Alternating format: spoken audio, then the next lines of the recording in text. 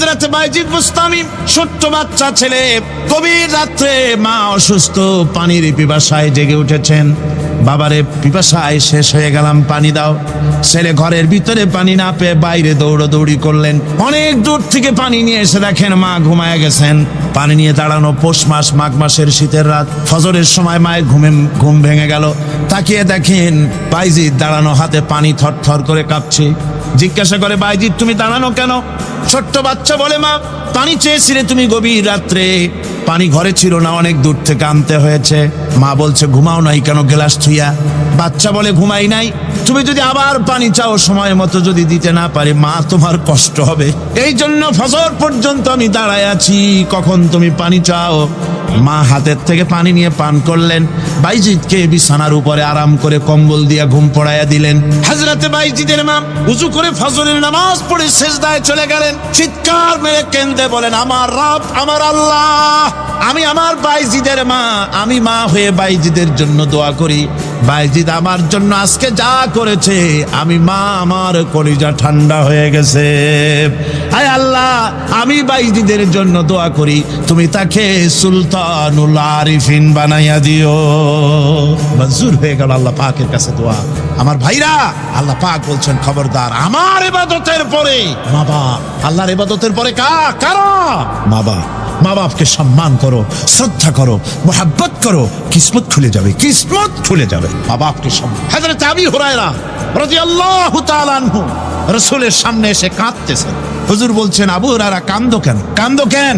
রাতের বেলা কান্দো কেন? হযরত আবু হুরায়রা বলছেন, হুজুর আমাকে মা মেরেছেন। হুজুর বলছেন, মা মারলো কেন?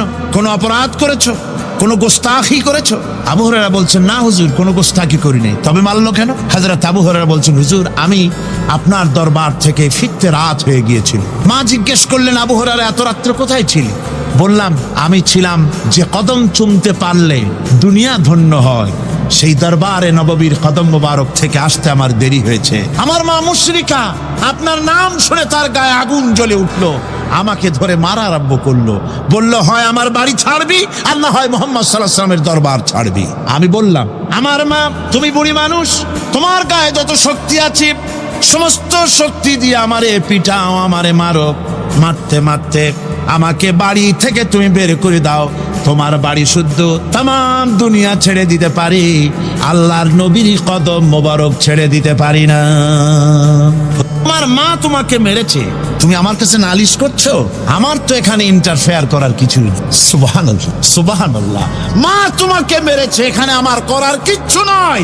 বিশ্ব নবী বলছেন, এত বড় পাওয়ারফুল নবী, লেজিসলেটিভ পাওয়ার, সারে আল্লাহ তাকে বানিয়েছেন শরীয়ত প্রণেতা। কোরআন শরীফে শুধু হালাল ও হারামের, হালাল এবং হারামের, বৈধ এবং অবৈধের সীমা রেখা শুধু কোরআনই ঠিক করেনি, রাসূলের জন্য আল্লাহ ছেড়ে দিয়েছেন। আল্লাহ রাসূলও হারাম, হালাল এবং হারামের বৈধতা অবৈধতার সীমারেখা নির্ধারণ করেছেন। এত বড় ক্ষমতা তার, এত বড় পাওয়ারফুল বিশ্বনবী, তিনি বলছেন মা মেরেছে, আমার করার কিছু নাই। চিন্তা করেন কত বড় কথা, এ কথার লোড কত।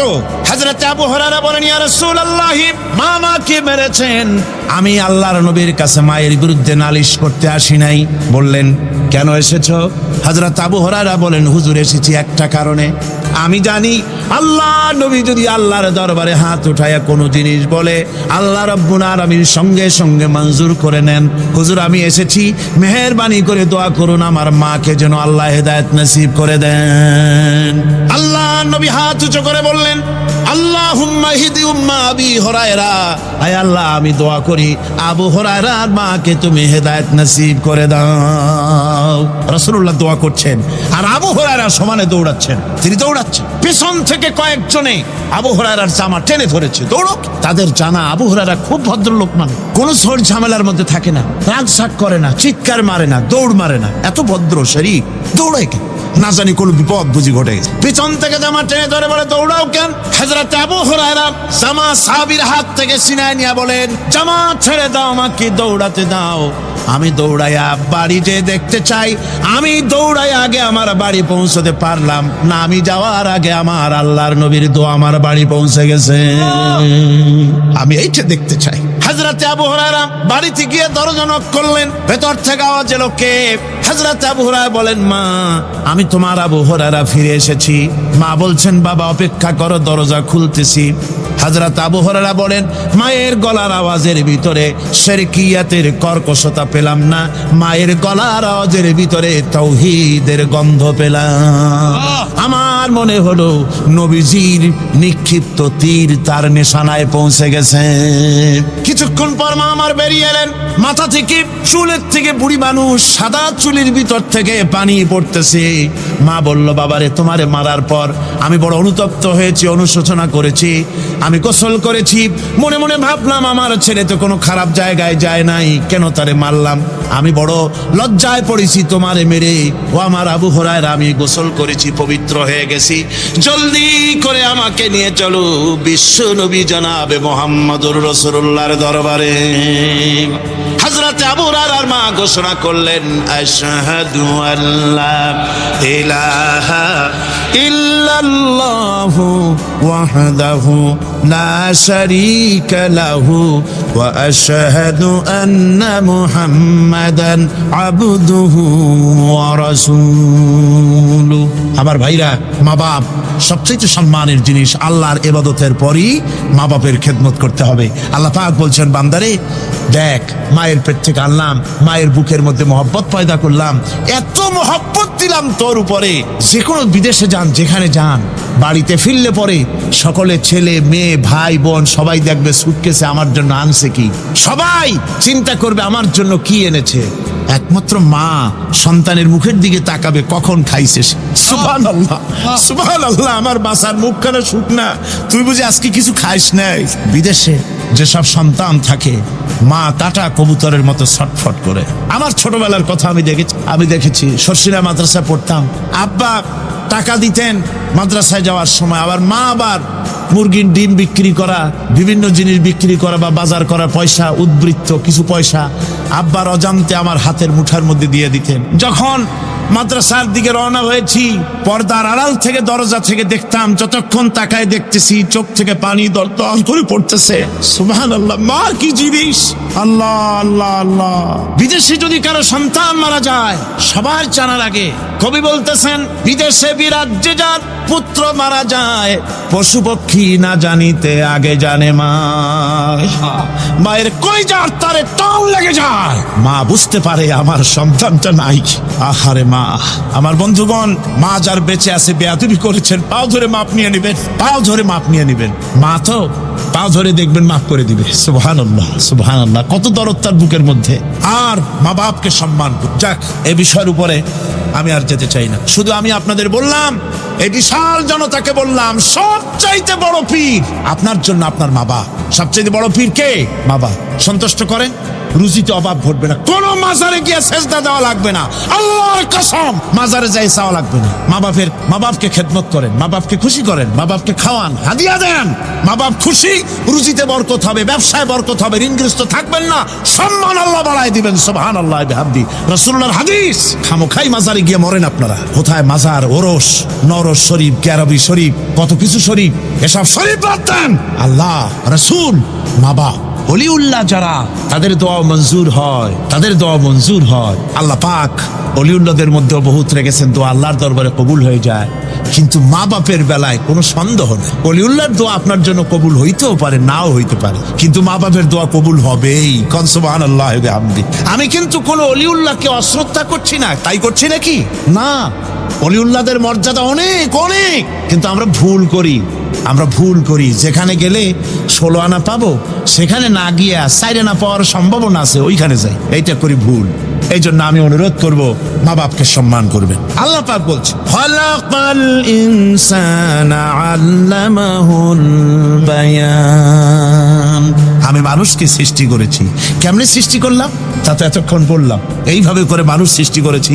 দেখো, তোমার নিজের দিকে তাকাও। ফালয়ানজুরিল ইনসানু মিম্মা খুলিক। কিভাবে মানুষ তোমাকে সৃষ্টি করা হলো, একবার তাকায় দেখো, তোমার শরীরের দিকে একটু তাকায় দেখো তো, কেমনে আমি বানাইলাম, কিভাবে তৈরি করলাম, লক্ষ্য করো। এই যে মাথা, এই মাথাটার ভিতরে আছে কি? মগজ, ব্রেইন। বিজ্ঞানীরা বলেছেন এতে 1000 মিলিয়ন নার্ভ সেলস আছে এর মধ্যে। 1000 মিলিয়ন নার্ভ সেল। সেল হচ্ছে CELL, সেল। সেল মানে কোষ। এই 1000 অনুভূতি কোষ, 1000 মিলিয়ন অনুভূতি কোষ রয়েছে মাথার ভেতরে। মস্তিষ্কের এসব কোষগুলি, এসব সেলগুলি, তার মধ্যে আবার আছে নার্ভ ফাইবার, অর্থাৎ সূক্ষ্ম নার্ভ সুতা। সমগ্র শরীরের মধ্যে তা ছড়িয়ে দেওয়া আছে। এই সূক্ষ্ম সুতার মাধ্যমে ঘন্টায় 70 মাইল বেগে শরীরের প্রত্যেকটা অঙ্গ প্রত্যঙ্গের খবর মস্তিষ্কের মধ্যে চলে যায়। সুবহানাল্লাহ। আপনার পায়ে যদি কাটা ফোটে, শরীরে যদি ব্যথা লাগে, ঘন্টায় 70 মাইল বেগে সূক্ষ্ম যে তারগুলি আল্লাহ দিয়েছেন, ওই তারের মাধ্যমে আপনার মাথায় চলে যায়। মস্তিষ্কে গেলে পরে তড়িৎ গতিতে সিদ্ধান্ত হয় কাটা তুলতে হবে, অথবা একটা সাপ দেখেছেন, সাপ প্রথম চোখ দিয়ে দেখলেন, এই চোখের ভিতরে আপনার 130 মিলিয়ন লাইট রিসেপ্টর আছে, অর্থাৎ বিভিন্ন দৃশ্যকে, ছবিকে ক্যাচ করার মতো 130 মিলিয়ন লাইট রিসেপ্টর গ্রহণযোগ্য মেশিন রয়েছে চোখের ভিতরে। চোখ দিয়ে সাপ দেখলেন, চোখের ভিতরে রয়েছে আবার অসংখ্য তার। এই অসংখ্য তার ব্রেনের সঙ্গে জুড়ে দেওয়া আছে। চোখ সাপ দেখলো, 70 মাইল বেগে প্রতি ঘন্টায় এই খবর তড়িৎ প্রবাহের মতো মস্তিষ্কের ভেতরে চলে গিয়েছে। মস্তিষ্ক সঙ্গে সঙ্গে ডিসিশন দিচ্ছে, দৌড় মারো, অথবা লাঠি হাতে নাও, অথবা যে কোনো একটা পজিশন তাকে সাথে সাথে সিদ্ধান্ত দিয়ে দিচ্ছে। জোরে বলেন সুবহানাল্লাহ। এই অনুভূতি শক্তি যদি আল্লাহ পাক না দিতেন মানুষের শরীরে, পায়ের মধ্যে পাথর ঢুকলে, কাটা তো কাটা, পাথর ঢুকলেও টের পাইতাম না। আল্লাহ পাক এই ব্যবস্থা করে দিয়েছেন মস্তিষ্কের মধ্যে এতগুলি সেল, প্রত্যেকটা সেলের আলাদা আলাদা কাজ। সুখ, দুঃখ, ভালোবাসা, মোহাব্বত, আনন্দ, স্বাদ ইত্যাদি জিনিসের অনুভূতি মস্তিষ্কের ভেতর থেকেই হয়। এখানে সেগুলি রেখে দেওয়া হয়েছে। তারপরে রয়েছে এই মস্তিষ্কের ভেতরে মেমোরি, স্মৃতি শক্তি। দেখুন, এই যে টেপ রেকর্ডারে ওয়াজগুলি রেকর্ড হচ্ছে, তাফসীর রেকর্ড হচ্ছে। কিছুদিন পর ওই রেকর্ডের উপরে আর একটা কথা যদি উঠান, তাহলে প্রথম কথা থাকবে? প্রথম গান বা ওয়াজ থাকবে? নষ্ট হয়ে। কিন্তু আল্লাহ রাব্বুল আলামিন আপনার আমার মাথার ভিতরে এমন এক ফিতা দিয়ে দিয়েছেন, এমন একটা মেমোরি ফিতা দিয়েছেন, যেই ফিতার ভিতরে হাজার হাজার, লক্ষ লক্ষ, কোটি কোটি সমস্ত কথাগুলি ধরবে, আপনি মুখস্থ করতে পারবেন। আগে যা মুখস্থ করেছেন, পরে মুখস্থ করলে পরে আগেরটা মুছে যাবে না। সুবহানাল্লাহ। কি সুন্দর করে মস্তিষ্কের ভেতরে এই মেমোরি শক্তিকে আল্লাহ পাক তৈরি করে দিয়েছেন। চিন্তা করলে মাথা নত হয়ে যাবে আল্লাহর দরবারে। আল্লাহ পাক বলছেন, এই জিনিস আমি তোমার মাথার মধ্যে রেখেছি। দেখুন, মানুষ কত কথা বলে, কত বই পড়ে। মানুষের মাথায় যত কথা আছে, সব কথা যদি লিপিবদ্ধ হয়, ভলিউম হয়ে যাবে, যা একটা লাইব্রেরিতে ধরা সম্ভব নয়। অর্থাৎ আপনার মাথাটা হচ্ছে একটা বিশ্বকোষ, আপনার মাথাটা হচ্ছে একটা বিরাট বিশ্বজোড়া লাইব্রেরি। জোরে কোন সুবহানাল্লাহ। আপনার মাথায় যা আছে তা আপনার কোনো বিল্ডিং এর মধ্যে ধরবে না, কোনো গ্রামে, কোনো দেশের মধ্যে তা ধরবে না। এত জিনিস আপনার মাথার মধ্যে আছে, ঠিক কিনা? এরপরে আল্লাহ পাক একটা চোখ আমাদের দিলেন। আল্লাহ রাব্বুল আলামিন বলেন, আলাম নাজআল লাহু আইনাইনি ওয়া লিসানান ওয়া শাফাতাইন ওয়া হাদাইনাহুন নাজদাইন। আমি কি তোমাদেরকে দুটি চক্ষু আর জিহ্বা, আর আমি কি তোমাদের দুটি চক্ষু, দুটি ঠোঁট আর জিহ্বা কি আমি তোমাদের দেই নাই, যা দিয়া তোমরা দেখতে পাও, যা দিয়া তোমরা অনুভূতি, মাথার ভিতরে অনুভূতি জাগে। এই যে দুটো চোখ দিলাম, সুবহানাল্লাহ বলেন, দুটি চোখ আছে বলে এই সুন্দর পৃথিবী দেখতে পাই। চোখ দুটি না থাকলে পৃথিবী অন্ধকার, মা দেখতে পাবো না, কোরআন দেখতে পাবো না, পৃথিবী দেখতে পাবো না, বাপ দেখতে পাবো না, সন্তান দেখতে পাবো না, দুনিয়াটা মিথ্যা হয়ে যাবে, ঠিক কিনা? ছোট্ট চোখ, 1 থেকে 1.5 ইঞ্চির ভিতরে এত সুন্দর দুটি ক্যামেরা, যে ক্যামেরা দিয়া দুনিয়ার সব কিছুকে ক্যাচ করা যায়, সব ক্যাচ করা যায়। বলুন তো, এমন একটা বাক্স আপনারা কেউ বানায় দিতে পারবে যে বাক্সের ভিতরে হাতি, ঘোড়া, বাঘ, ভল্লুক, ময়না, টিয়া, পাহাড়, পর্বত, নদ নদী, কীট পতঙ্গ, তরু লতা, গাছপালা গোষ্ঠী শুদ্ধ ধরবে, আরো খানিকটা জায়গা বাকি থাকবে, এরকম একটা বাক্স কেউ বানাই দিতে পারবে? পারবে। এমন একটা বাক্স পৃথিবীর কোন মিস্ত্রি বানাতে পারবে না। কিন্তু আল্লাহ রাব্বুল আলামিন আপনার আমার কপালের নিচে 1 থেকে 1.5 ইঞ্চির ভিতরে এমন 2টা ফিল্ম বক্স তৈরি করে দিয়েছেন, যা দিয়া তাকাবেন আপনি কোটি কোটি মানুষ দেখবেন, পাহাড় দেখবেন, সমুদ্র দেখবেন, সূর্য দেখবেন, চন্দ্র দেখবেন। এত কিছু দেখার পরেও চোখের ভিতরে আরো খানিকটা জায়গা ফাঁকা থেকে যায়। কি বিরাট নিয়ামত এই চোখ আল্লাহ পাক আমাদেরকে দান করেছে।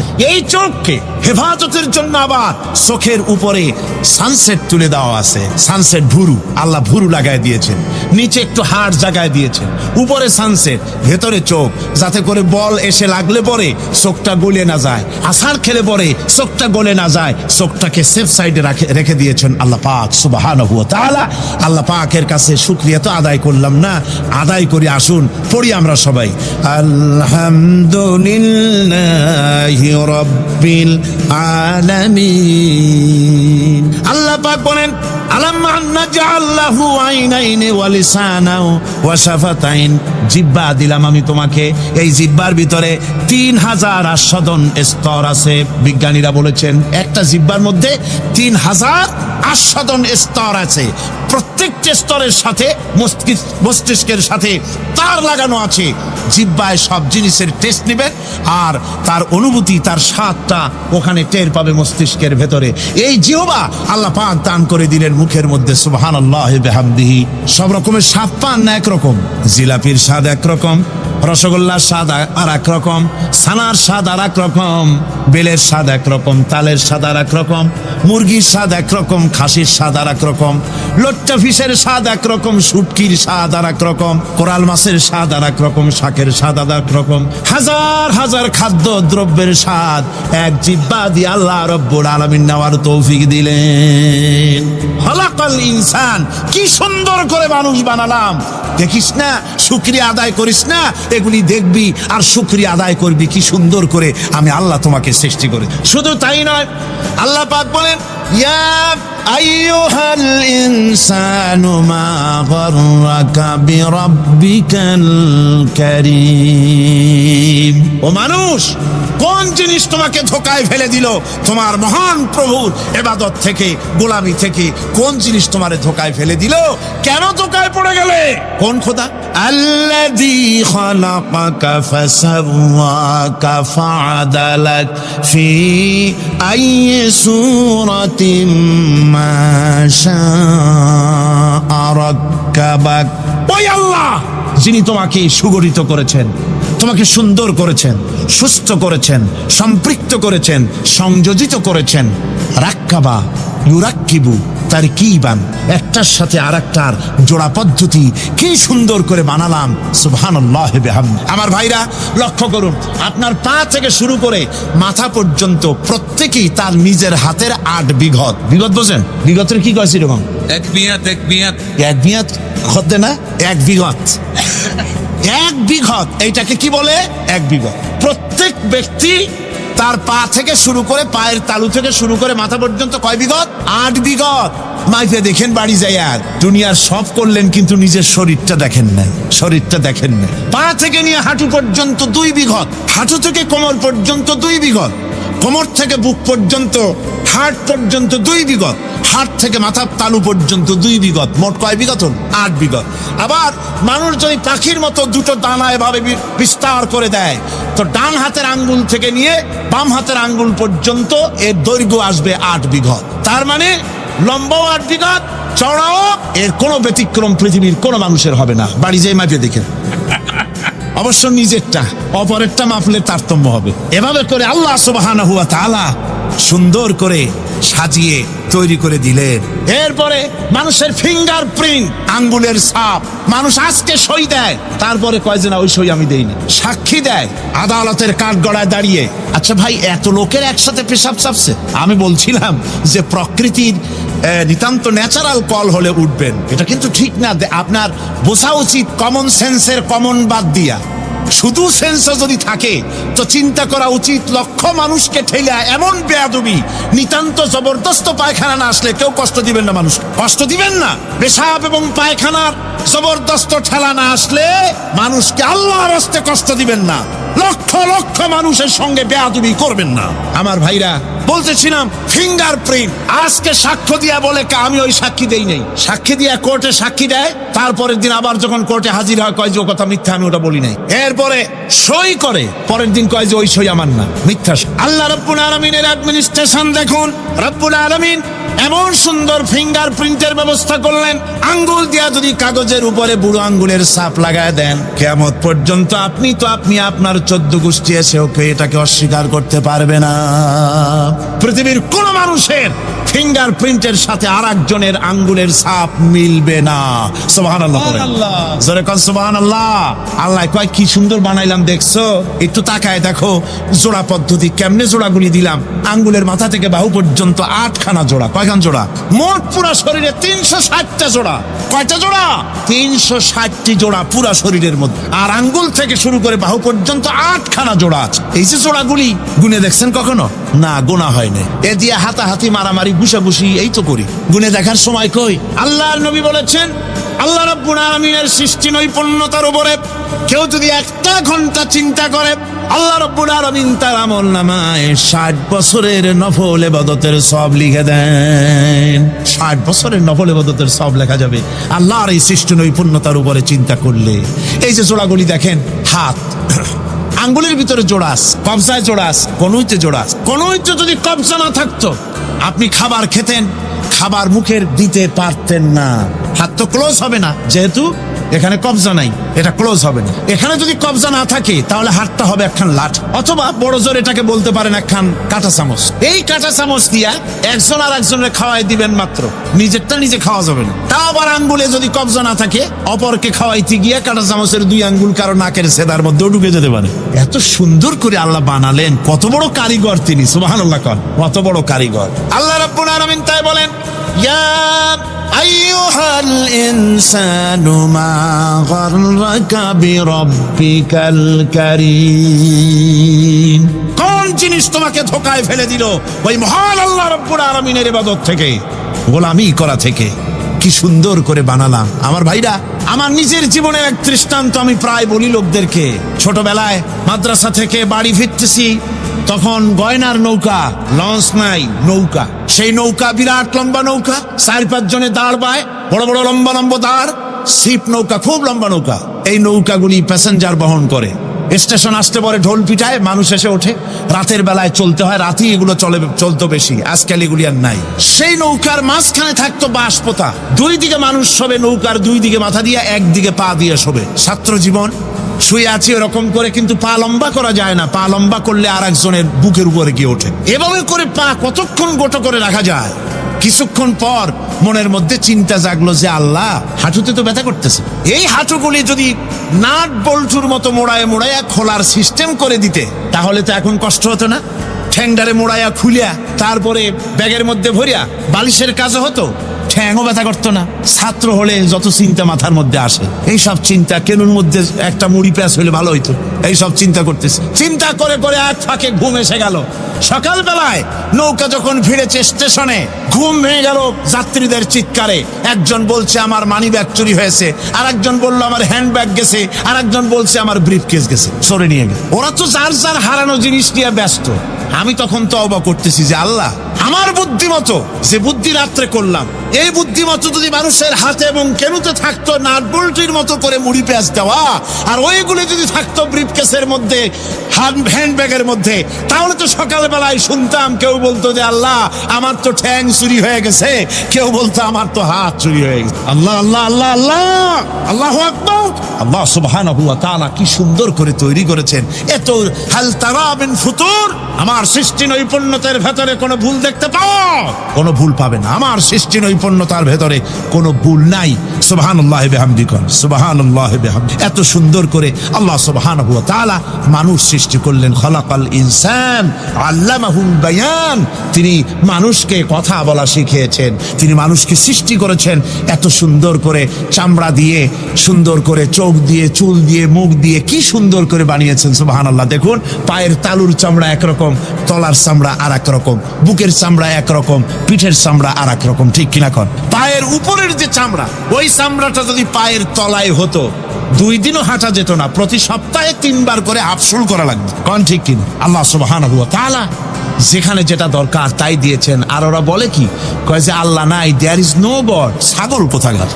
গ্যাগারিন বলেছিলেন, ইউরি গ্যাগারিন প্রথম মহাশূন্যচারী, মহাশূন্য পরিভ্রমণ করে এসে বললেন যে মহাশূন্যের লক্ষ লক্ষ মাইল পরিভ্রমণ করে এলাম মহাশূন্যে। হিন্দুরা যাকে ভগবান বলে, খ্রিস্টান যাকে গড বলে, মুসলমানেরা যারা আল্লাহ বলে, এই লক্ষ লক্ষ মাইলের কোন জায়গায় অস্তিত্ব দেখলাম না। কিসের আল্লাহ, কিসের গড? নাউজুবিল্লাহি মিন যালিক। কত বড় ছাগল! তুমি দেখবা আল্লাহ রে, তুমি তো নিজের শরীরই নিজে দেখো না। আমরা কি আমাদের নিজের শরীরটা দেখি? আয়নার সাহায্য ছাড়া ঘাটটা কেমন, হিপটা কেমন, ব্যাকটা কেমন, পিছনের উরুটা দেখতে কেমন, আজ পর্যন্ত আয়নার সাহায্য ছাড়া দেখতে পারি নাই। নিজের শরীরটাই দেখতে পারি নাই, আর এই শরীরের স্রষ্টাকে দেখতে চাই।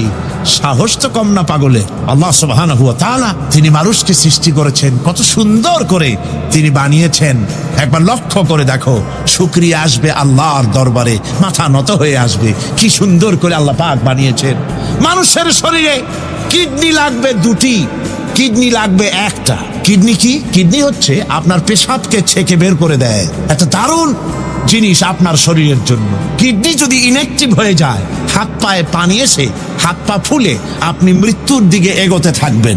এই কিডনি, এই ছাকনি মাত্র 1টা হলে চলে, কিন্তু আল্লাহ পাক ছাকনি, এই কিডনি দিয়েছেন 2টো। কটা দিলেন? 2টো। একটা যদি কখনো ডিসঅর্ডার হয়ে যায়, আর একটা দিয়ে যেন আমার বান্দা কাজ চালায় নিতে পারে। সুবহানাল্লাহ বিহামদি, সুবহানাল্লাহ। চোখ তো একটা হলেও হয়, কিন্তু আল্লাহ চোখ দিলেন 2টো। কটা দিয়েছেন? 2টো চোখ, 2টো কান দিয়েছেন। আমি অবাক হয়ে গিয়েছি যখন আমার ছেলের চিকিৎসা চলতেছিল সিঙ্গাপুর মাউন্ট এলিজাবেথ হসপিটালে। 4টা অপারেশন হয়েছে। আমার ছেলে কারিবুল মত, একেবারে মৃত্যুর দুয়ারে চলে গিয়েছিল। 4টি অপারেশন, 40 ব্যাগ রক্ত লেগেছে। 2.5 ফিট তার ইন্টেস্টাইন কেটে ফেলেছে, 2.5 ফিট খাদ্যনালী কেটে ফেলে দিয়েছে। আমি ডাক্তারকে জিজ্ঞেস করলাম, সার্জনকে, 2.5 ফিট তার খাদ্যনালী তুমি কেটে ফেললে, তা আমার এই ছেলে খেয়ে হজম করবে কি করে? তার খাওয়াটাও প্রবলেম হবে না? ডাক্তার আমাকে যা বলল, শোনা মাত্র আমার চোখে পানি এসে গেল। ডাক্তার বলল, তুমি জানো না, আমি তো মাত্র 2.5 ফিট কেটেছি। তোমার স্রষ্টা, এই পৃথিবীর স্রষ্টা মানুষ যিনি সৃষ্টি করেছেন, প্রত্যেক মানুষের পেটের ভিতরে এই খাদ্যনালীকে রব্বুল আলামিন 22 ফিট লম্বা করেছেন। ঠিক 22 ফিট লম্বা আছে এটা। আমি তো মাত্র 2.5 ফিট কেটেছি। কোনো প্রয়োজনে যদি কাটতে কাটতে আরো কাটা হয়, 10 ফিটও কাটা হয়, কষ্ট হবে না। সুবহানাল্লাহ বিহামদি। তার শ্বাস নেওয়ার জন্য, প্রশ্বাস নেওয়ার জন্য কি ব্যবস্থা আল্লাহ পাক করেছেন। হার্ট, মানুষের হার্ট বিট হচ্ছে, এটাকে হার্ট বিট যেটা হয়, সংকোচন সম্প্রসারণ। এই যে মানুষ, ডাক্তাররা বলে রোগী হার্ট অ্যাটাক করেছে, হার্ট অ্যাটাক করেছে। হার্ট অ্যাটাক করলো, অ্যাটাকটা কি? অ্যাটাকটা হচ্ছে সংকোচন সম্প্রসারণ, সংকোচন সম্প্রসারণ, এরকম হচ্ছে। ফট করে এটা অ্যাটাক করলো, আর যদি ছেড়ে না দেয়, এটাই অ্যাটাক করা, এটাই তার জীবনটা শেষ হয়ে যাওয়া। ডাক্তাররা বলেছেন যে মানুষের শরীরের সবকিছু চিন্তা করে, গবেষণা করে বহুত কিছু বুঝেছি, কিন্তু হার্টটা এরকম পাঞ্চিং কেন করে, এই জিনিস আজও পর্যন্ত আমাদের মাথায় ঢোকে নাই। সুবহানাল্লাহ। আল্লাহ পাক কি সুন্দর করে এই পাঞ্চিং এর মাধ্যমে, হার্ট যেভাবে করতেছে, এই পাঞ্চিং এর মাধ্যমে সমস্ত শরীরের রক্তগুলি পা থেকে শুরু করে মাথা পর্যন্ত সব ছড়িয়ে দেওয়া হচ্ছে। এভাবে ছড়িয়ে দেওয়া হচ্ছে যাতে করে মানুষ জীবিত থাকে, শরীরের রক্ত গরম থাকে, হিম শীতল হয়ে মানুষ যেন মারা না যায়। এজন্য আল্লাহ সুবহানাহু ওয়া তাআলা এত সুন্দর ব্যবস্থা করেছেন।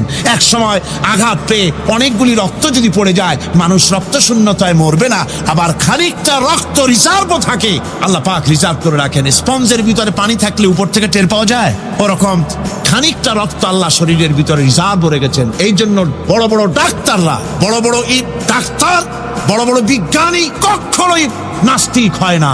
এইসব দৃশ্য দেখে তারা মনে করে নিশ্চয়ই একজন কেউ আছেন যিনি এগুলি তৈরি করেছেন, এগুলি এমনে এমনে হয় না। যিনি তৈরি করেছেন তিনি কে? তিনি হচ্ছেন আল্লাহ সুবহানাহু ওয়া তাআলা। তিনি এগুলি সৃষ্টি করেছেন, তিনি এগুলি তৈরি করেছেন। ওই আল্লাহ পাকের কাছেই আমাদের সকলকেই ফিরে যেতে হবে। আল্লাহ রাব্বুল আলামিন তিনি বলছেন, আমি মানুষ সৃষ্টি করেছি। খালাকাল ইনসানা আল্লামাহুল বায়ান। মানুষ সৃষ্টি করেছি, শুধু মানুষকে সৃষ্টি করি নাই, আমি আবার তার জোড়াও তৈরি করে দিয়েছি। মানুষ একা একা না, পৃথিবীতে সব জোড়ায় জোড়ায় তৈরি করেছি। উদ্ভিদের মধ্যে জোড়া তৈরি করেছি, প্রাণী জগতের মধ্যে জোড়া তৈরি করেছি। এই দুনিয়ার ভিতরে যা কিছু আছে, উদ্ভিদ হোক আর মানুষ হোক, প্রাণী জগৎ হোক, সবগুলিকে আমি আল্লাহ জোড়া বানাইছি। জোড়ায় জোড়ায় নর এবং নারী সবগুলির মধ্যে করে দিয়েছি, যাতে করে তোমরা তাদের কাছে শান্তি পাও। আর তোমাদের মধ্যে ভালোবাসা সৃষ্টি করেছি, মহব্বত সৃষ্টি করে দিয়েছি। আর পরিণত বয়সে এই মহব্বতকে আমি আল্লাহ করুণার সহৃদয়তায় পরিণত করে দেই। তোমার থেকে তোমার জোড়া নারী সৃষ্টি করেছি, স্ত্রী। সেই স্ত্রীর কাছে তুমি তোমার স্বস্তি শান্তি ফিরে পাবে। আর যখন বৃদ্ধ হয়ে যাবে তখন এই ভালোবাসাটাকে আমি করুণা আর মহব্বতের মধ্যে পয়দা করে দেই।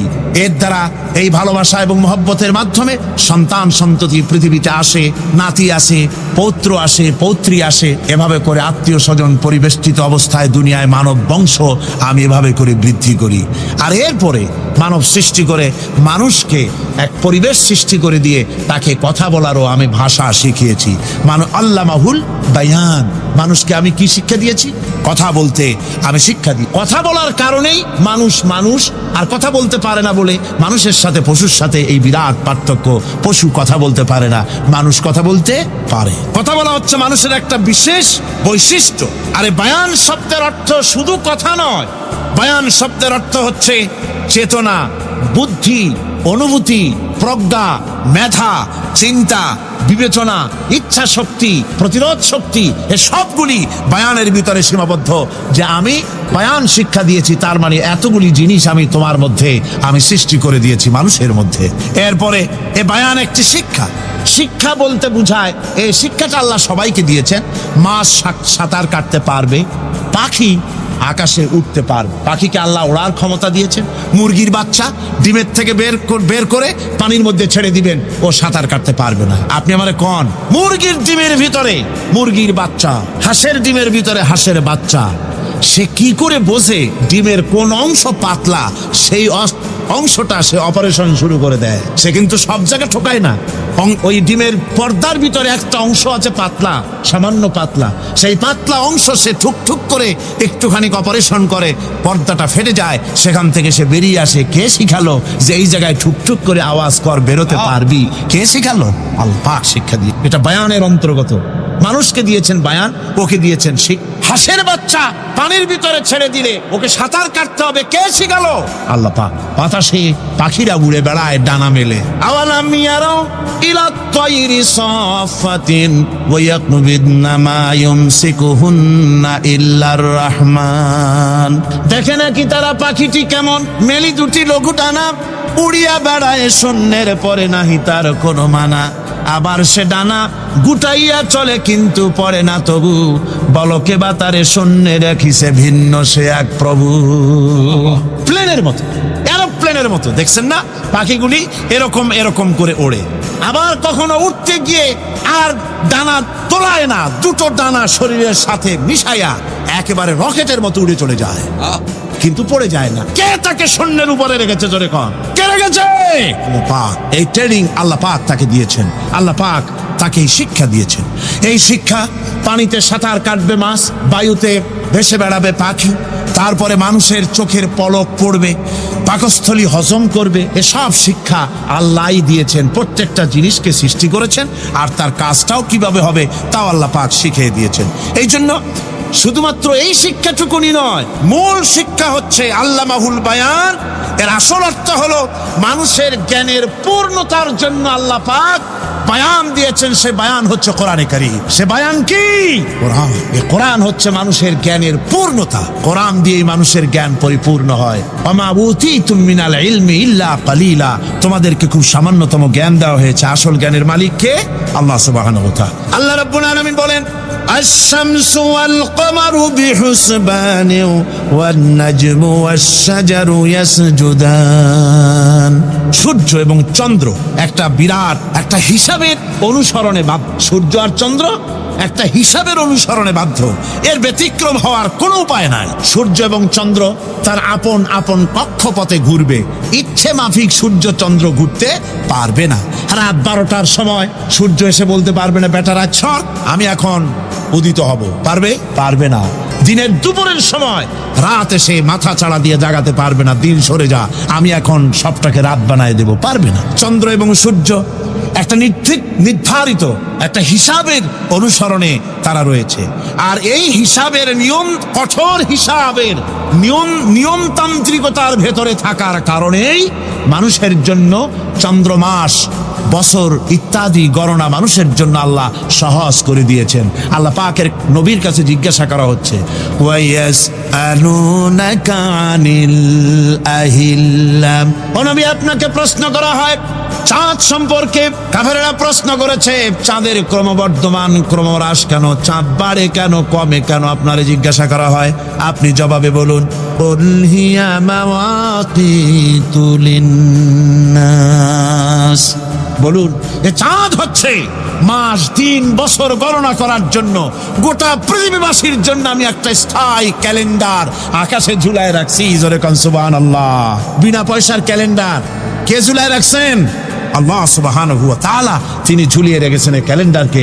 আর এই চন্দ্র সূর্য নিজের ইচ্ছা মাফিক চলতে পারে না। আল্লাহ পাক কোরআনে কারিমে বলেছেন, আফা গায়রা দীনিল্লাহি ইয়াবগুন ওয়া লাহু আসলামা মান ফিস সামাওয়াতি ওয়াল আরদি তাওআন ওয়া কারহা।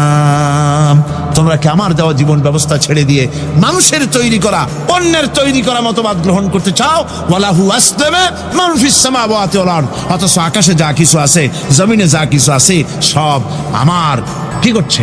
আমার হুকুম মেনে, আমার আনুগত্য করে তারা চলছে। আনুগত্যের সামনে মস্তক অবনত করে দিয়েছে। তাই তো আমরা দেখতে পাই তাল গাছে কোনোদিন বেল হয় না। হয়? চট্টগ্রামে হয় বোধহয়। তাল গাছে বেল হয়, নারকেল গাছে আম হয়, নিম গাছে লিচু হয়? হয় না। আল্লাহর সুন্নতের ভিতরে কোনো পরিবর্তন পাওয়া যাবে না। দেখুন, বঙ্গোপসাগরের পানি মিষ্টি না নোনা? সবাই বলুন, মিষ্টি না নোনা? বঙ্গোপসাগরের নোনা পানি জোয়ারের টানে এই বঙ্গোপসাগরের নোনা পানিগুলি পদ্মা, মেঘনা, যমুনার ভিতরে প্রবেশ করে মিষ্টি পানির ভিতরে। আবার ভাটির টানে পদ্মা, মেঘনা, যমুনার পানিগুলি, মিষ্টি পানিগুলি নোনা পানির মধ্যে গিয়া ঢোকে। মাঝখানে কোনো পার্টিশন নাই। নোনা পানি মিষ্টি পানির এলাকাকে নোনা বানাতে পারে না। আবার মিষ্টি পানিগুলি গিয়া নোনা পানিগুলিরে মিষ্টি বানাইতে পারে না। কার হুকুম পালন করে? কার হুকুম? ওয়ান-নাজমু ওয়াশ-শাজারু ইয়াসজুদান ওয়াস-সামাআ রাফাহা ওয়া ওয়াদাআল মিজান। তারকা, বৃক্ষরাজি সব সেজদায় রত। তারাই সেজদা দেয় কারে? কারে সেজদা দেয়? চাঁদ সেজদা করে কাকে? সূর্য করে কাকে? গাছপালা করে কারে? আল্লাহ পাককে সেজদা করে সবাই। সমস্ত সৃষ্টি জগতের কাজ হলো তিনটা। সৃষ্টি জগতের কাজ কয়টা? তিনটি কাজ। একটা কাজ হচ্ছে সৃষ্টি জগৎ মহান আল্লাহর উদ্দেশ্যে সেজদা করবে, তার হামদ করবে, তার তাসবিহ করবে। তিনটা কাজ। সেজদা করবে, হামদ করবে, তাসবিহ করবে। এই তিনটা কাজ হচ্ছে সৃষ্টি জগতে। গোটা পৃথিবীর সবকিছু আল্লাহ পাককে সেজদা করছে। কোরআনে কারীমে রব্বুল আলামিন বলেন, ওয়ালিল্লাহি ইয়াসজুদু মান ফিস সামাওয়াতি ওয়াল আরদি তাওআন ওয়া কারহা ওয়া যিলালুহুম বিল গুদুবি ওয়াল আসাল। আল্লাহ পাক বলেন, আকাশে যা কিছু আছে, জমিনে যা কিছু আছে সব কিছু আমার সেজদা করে, এমনকি গাছও আমার সেজদা করে। গাছগুলি সকাল বেলায় গাছের ছায়া সকাল বেলায় আর বিকাল বেলায় নিজের ছায়া লম্বা করে দিয়ে আমার সামনে সেজদায় পতিত হয়ে যায়। গাছগুলি আমাকে সেজদা করে, তারকা সমূহ চন্দ্র সূর্য সব আমাকে সেজদা করে। ওয়ালিল্লাহি ইয়াসজুদু মা ফিস সামাওয়াতি ওয়া মা ফিল আরদ মিন দাব্বাতিন ওয়াল মালাইকাতু ওয়া হুম লা ইস্তাকবিরুন। আকাশ এবং জমিনে যা কিছু আছে আমার সেজদা করে। আমার সেজদা থেকে কেউ অহংকার করে না, অহমিকতা করে না। আমার সেজদা থেকে কেউ ফিরে যায় না, সবাই আমাকে সেজদা করে। সুতরাং ও মানুষ, আমার দরবারে সেজদায় মাথা নত করে দাও।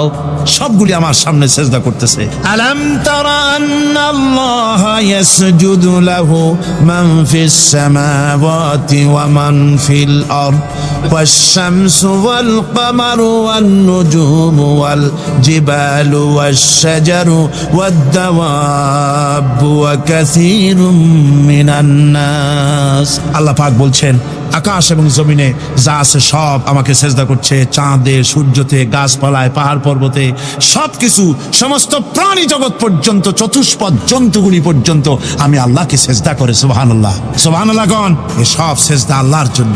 সুতরাং আল্লাহ পাককে সেজদা করতে হবে। এই সেজদা দিয়া ধন্য হচ্ছে সমস্ত সৃষ্টি জগৎ। মানুষ শুধু আল্লাহ পাককে সেজদা করছে না, অনেক মানুষ সেজদা থেকে গাফেল।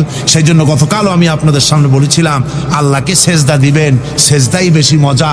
সেজদাই যদি না দিতে পারলেন তাহলে দিবেনটা কি? আপনাকে সৃষ্টি করা হয়েছে সেজদার জন্য। মানুষ যেমন সেজদা দিতে পারে নাক দিয়া, কপাল দিয়া, হাত দিয়া, পা দিয়া, হাঁটু দিয়া, মানুষ যেমন সেজদা দিতে পারে মানে শরীর অঙ্গ প্রত্যঙ্গ দিয়ে, এইভাবে কিন্তু পৃথিবীর অন্য কোনো প্রাণী সেজদা দিতে পারে না। দেখুন না, আপনার বাড়ির একটা বিড়াল অথবা ছাগল অথবা গরু, পরে নাক আর কপাল দিয়ে মানুষের যেমন সেজদা দেয়, ওই রকম সেজদা দেওয়াতে চেষ্টা করেন, চারটে ঠ্যাং নিয়ে উল্টে পড়ে যাবে, সেজদা দিতে পারবেন।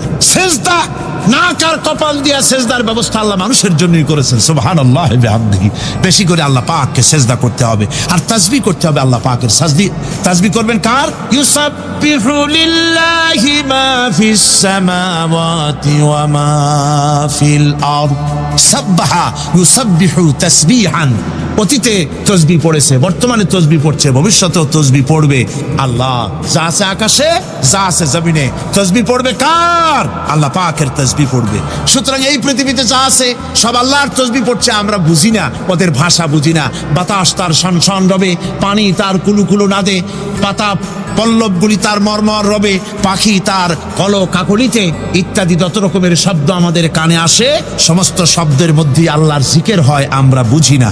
কোরআনে কারীম এ কথাটা এভাবে বলছে, ওয়া ইম মিন শাইইন ইল্লা ইউসাব্বিহু বিহামদিহি ওয়ালাকিন লা তাফকাহুনা তাসবিহাহুম। যা আছে পৃথিবীতে, আকাশে, জমিনে সব আমার তাসবিহ পড়ে, তোমরা বোঝো না। ওই ফাল্গুন মাসে, চৈত্র মাসে, বসন্তকালে গাছের ডালে ডালে কোকিল বসে ডাকে কুহু কুহু করে, তুমি শোনো কুহু কুহু, আসলে তো কুহু কুহু না, ওরা ডাকে আল্লাহু আল্লাহু। পড়েন সবাই, আল্লাহু আল্লাহু আল্লাহু আল্লাহু আল্লাহু। সব কিছু আল্লাহ পাকের জিকির করছে, আল্লাহর তাসবিহ। ওয়াস-সামা'a রাফা'হা ওয়া ওয়াদা'আল মিজান আল্লা তাতগাউ ফিল মিজান ওয়া আকিমুল ওয়াজনা বিল কিসতি ওয়া লা তুখসিরুল মিজান। আকাশ মণ্ডলকে তিনি সুউচ্চ করে রেখেছেন এবং মানদণ্ডকে তিনি প্রতিষ্ঠিত করেছেন। সুতরাং মানদণ্ডকে বিপর্যস্ত করো না, মানদণ্ডকে প্রতিষ্ঠিত করো। আর পাল্লার দাড়িকে খবরদার বাঁকা করে দিও না। এই যে মিজান শব্দ আল্লাহ তিনটি আয়াতে, তিন জায়গায় আল্লাহ মিজান শব্দ ব্যবহার করলেন। এই মিজান হচ্ছে মানদণ্ড। এই মানদণ্ড কি? সূরা আল হাদিদের মধ্যে আল্লাহ পাক এটা আরো সুন্দর করে এখানে বলেছেন, লাকাদ আরসালনা রুসুলানা বিল বাইয়িনাতি ওয়া আনজালনা মাআহুমুল কিতাবা ওয়াল মিজানা লিয়াকুমান নাসু বিল কিসত। আমি রাসূলদেরকে, অবশ্যই আমি আমার রাসূলদের পৃথিবীতে প্রেরণ করেছি, তাদের সাথে দিয়েছি বাইয়িনাত, তাদের সাথে দিয়েছি কিতাব, আর তাদের সাথে দিয়েছি আমি মিজান। সমস্ত নবীদেরকে তিনটা জিনিস দেওয়া হয়েছে কোরআনে, এখানে বলা হচ্ছে কয়টা জিনিস? তিনটা। একটা হচ্ছে কিতাব, একটা হচ্ছে বাইয়িনাত, আর একটা হচ্ছে মিজান। বাইয়িনাত হচ্ছে যে সমস্ত দলিলের মাধ্যমে বোঝা যায় যে উনি আল্লাহর পয়গম্বর, এগুলি হচ্ছে বাইয়িনাত। আর কিতাব হচ্ছে আল্লাহর পক্ষ থেকে যে ওহীর মাধ্যমে যে কিতাব আসছে সেই কিতাব। আর মিজান হচ্ছে ন্যায় বিচার, সুষ্ঠু বিচার। এই সুষ্ঠু বিচার যা দিয়ে হক এবং বাতিলকে বোঝা যায়, এই ন্যায় বিচার, সুষ্ঠু বিচার কোরআনের মাধ্যমে আল্লাহ পাক নবীদেরকে দান করেছেন। সুতরাং এই পৃথিবীতে যদি আমরা শান্তি চাই, স্বস্তি চাই, আমরা যদি নিরাপত্তা চাই, তাহলে মিজান, জাস্টিস কায়েম করতে পারে কেবলমাত্র কোরআন। এই কোরআনের আইন অনুযায়ী জীবন পরিচালিত করতে পারলে আমরা দুনিয়ায় শান্তি পাবো। এমনকি আল্লাহ পাক সমস্ত ন্যায় বিচার শিখাইছেন, পরের হক কিভাবে আদায় করবেন, দরিদ্রের হক কিভাবে আদায় করবেন। এমনকি ওজন করতে গিয়ে আপনি যেন কোনো ক্রেতাকে না ঠকান, সে কথাও আল্লাহ বলেছেন। খবরদার, পাল্লার দাড়িটাকে কখনো বাঁকা করো না, উল্টা পাল্টা করো না। একথা কোরআনে কারীমের মধ্যে আল্লাহ পাক পরিষ্কার করে আমাদের সামনে বলে দিলেন।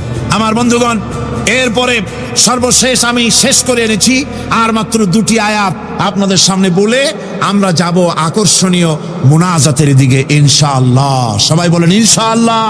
আল্লাহ রাব্বুল আলামিন এবার বলেন, ওয়াল আরদা وضعها للأنام فيها فاكهة والنخل ذات الأكمام। আল্লাহ পাক বলছেন পৃথিবীকে তিনি সমস্ত সৃষ্টির জন্য এই পৃথিবী বানিয়েছেন। আনাম শব্দের অর্থ হচ্ছে জীব, জানদার। যত জানদার আছে সমস্ত জানদারদের জন্য আল্লাহ পাক এই পৃথিবীকে বানিয়েছেন। অর্থাৎ যাদের প্রাণ আছে, প্রাণী সময়ের জন্য আল্লাহ যা সৃষ্টি করেছেন সেটা হলো এই পৃথিবী। এই পৃথিবী ছাড়া অন্য কোথাও কোন প্রাণী বসবাসের উপযোগী করে আল্লাহ তৈরি করেন নাই। এই পৃথিবীটা কি আল্লাহ পাক প্রাণীদেরকে বসবাসের উপযোগী করে তৈরি করেছেন। তারপরে বলছেন পৃথিবী তো তৈরি করলাম, এরপরে আমি তাদের সমস্ত খাবার দাবারের ব্যবস্থাও করেছি। খেজুরগুলিকে আমি প্যাকেট করে তোমাদের সামনে দিয়েছি, আচ্ছাদন দিয়ে দিয়েছি। খেজুরের কথা এখানে বলা হয়েছে, শুধু খেজুর নয়, খেজুর, আঙ্গুর, বেদানা, আপেল, যত খাবার আমাদের সামনে আল্লাহ দিয়েছেন সমস্ত খাবারগুলি প্যাকেট করা। জোরে বলেন, কি করা? প্যাকেট করা। কি মহব্বত করে আল্লাহ দিয়েছেন। কলা বলেন, তাল বলেন, বেল বলেন, সব খাবারগুলিকে আল্লাহ পাক প্যাকেট করে মানুষের সামনে হাজির করেছেন। কারণ ওয়ালাকাদ কাররামনা বানি আদমা, যেহেতু আদম সন্তানকে আমি সম্মানিত করেছি, তাই আদম সন্তানের সামনে, ভদ্র সম্মানিত মেহমানের সামনে যত খাবার দিলাম সব খাবারগুলিকে আমি গুছিয়ে সুন্দর করে সাজিয়ে আমি কভার করে তোমার সামনে পেশ করেছি। ওয়াল হাব্বুজুল আসফি ওয়ার রাইহান, এরপরে দানা দিয়েছি, ভুসি দিয়েছি। দানা হচ্ছে মানুষের খাবার, ভুসি হচ্ছে পশুর খাবার। এই মানুষের খাবার, পশুর খাবার সবকিছু আমি পরিবেশন করেছি। এরপর আল্লাহ বলছেন, ফাবিআইয়ি আলা'i রাব্বিকুমা তুকাযযিবান। পড়েন, ফাবিআইয়ি আলা'i রাব্বিকুমা তুকাযযিবান। আল্লাহ পাক বলছেন, কোন নিয়ামতকে তোমার প্রভুর, কোন নিয়ামতকে অস্বীকার করতে পারো? আল্লাহর কোন নিয়ামতকে অস্বীকার করতে পারবে না। এভাবে হাজারো নিয়ামত দিয়ে আমি তোমাদেরকে সমৃদ্ধ করেছি। সূরা আর রহমান একেবারে শেষ পর্যন্ত আল্লাহর এই সমস্ত নিয়ামত দিয়ে ভরা, নিয়ামতের কথা দিয়ে, রহমতের কথা দিয়ে ভরা। জোরে কোন সুবহানাল্লাহি বিহামদিহি। এই কোরআন, যে কোরআন আল্লাহ আমাদের শিক্ষা দিলেন, এই কোরআন অনুযায়ী দয়া করে যে কোরআন দিলেন, যাতে অর্থনীতি আছে, সমাজনীতি আছে, রাজনীতি আছে, যাতে মানুষের পারিবারিক জীবন আছে, সবকিছু যে কোরআনে আছে। এই কোরআন দিয়ে রাসূলুল্লাহ একটা সমাজ তৈরি করেছিলেন যেখানে চুরি ছিল না, ডাকাতি ছিল না, জেনাবে বিচার ছিল না। ওরকম একটি সমাজ বাংলাদেশে প্রতিষ্ঠিত হোক, এটা কি আপনারা চান? কারা কারা চান? দেখতে চাই। বসুন, এক মুহূর্তে বসে পড়ুন, এক মুহূর্তে বসে পড়ুন। আলহামদুলিল্লাহ, সবাই কোন আলহামদুলিল্লাহ।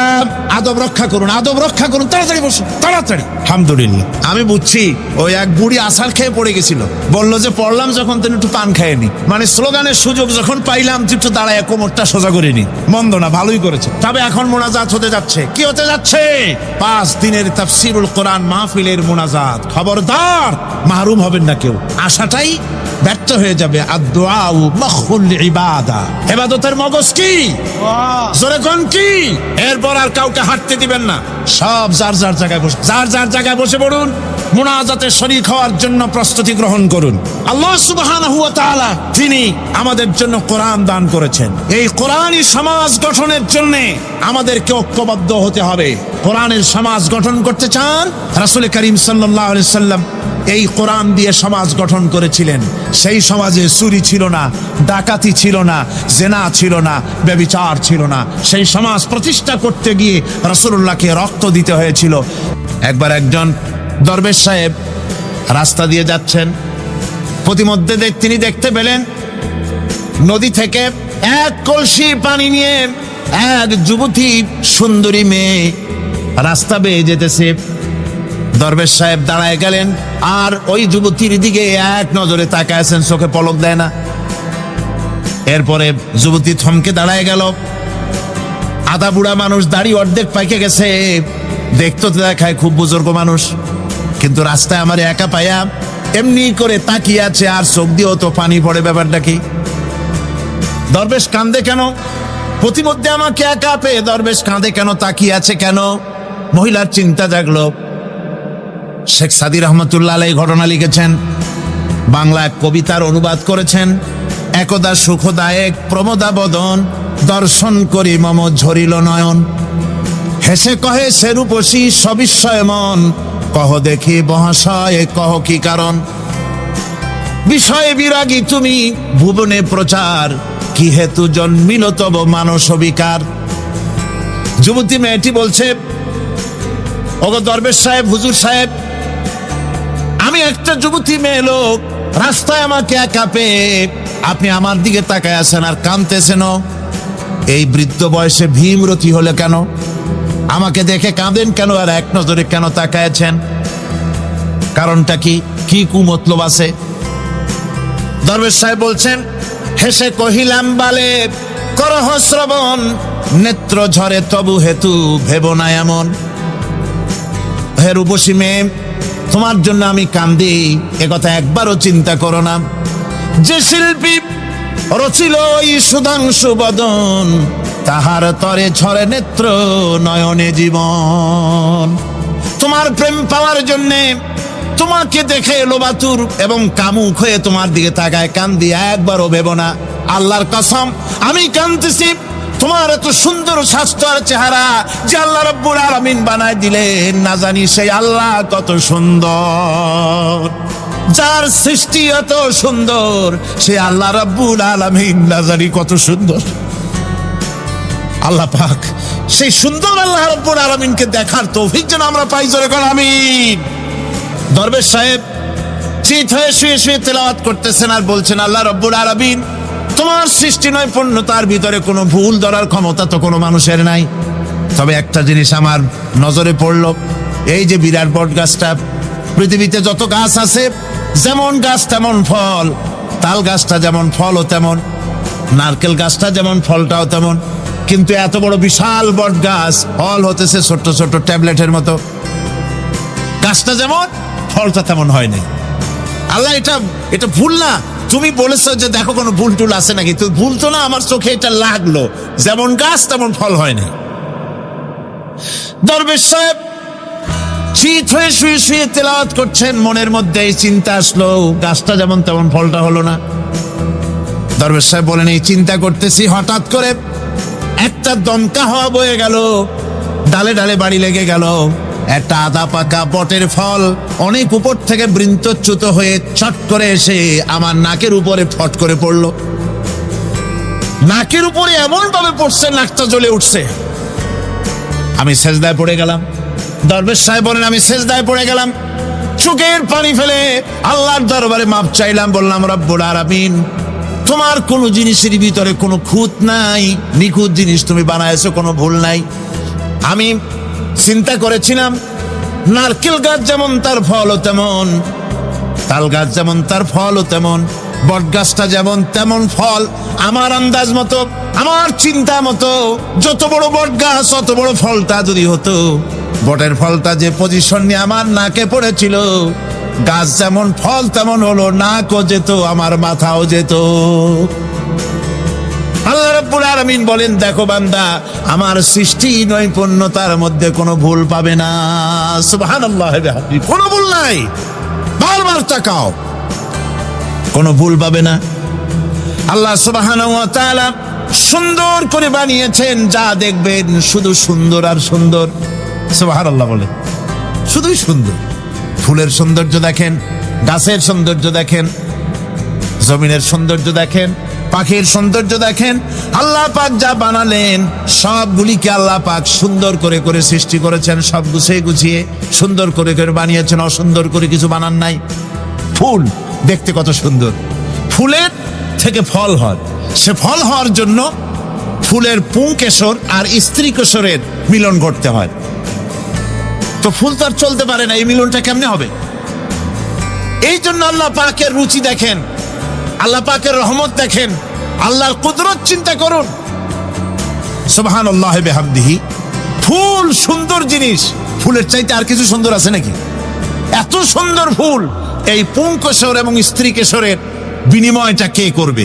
এইটা করার জন্য আল্লাহ পাক এই দায়িত্ব তেলাপোকাকে দেন নাই, দিছেন নাকি? আরশোলাকে দিছেন, সার পোকাকে দিছেন, উই পোকাকে দিছেন, তাতে ফুলের ইজ্জত নষ্ট হবে। ফুল যেমন সুন্দর, আল্লাহ রুচি, আল্লাহ রাব্বুল আলামিনের সৌন্দর্য বোধ কত বিরাট, কত মহান আল্লাহ পাক। ফুল যেমন সুন্দর, ওই সুন্দর ফুলের উপরে তেলাপোকা পড়লে ফুলের সৌন্দর্য নষ্ট হবে। এই জন্য আল্লাহ পাক ফুল যেমন সুন্দর, ওই পুংকেশর আর স্ত্রী কেশরের মিলন ঘটাবার জন্য রব্বুল আলামিন সুন্দর প্রজাপতির ব্যবস্থা করেছেন। ফুল যেমন সুন্দর, প্রজাপতিও সুন্দর। প্রজাপতির ডানায় কোন শিল্পী কোন তুলি দিয়ে এত রং লাগালো?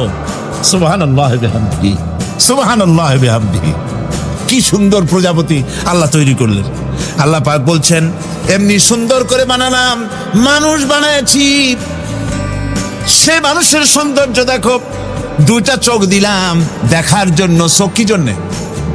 এখন এই চোখ দুটা যদি কুমিরের মতো আল্লাহ গোল বানাই দিতেন, চোখ গোল এরকম কুমিরের মতো দেখতে বিশ্রী হতো।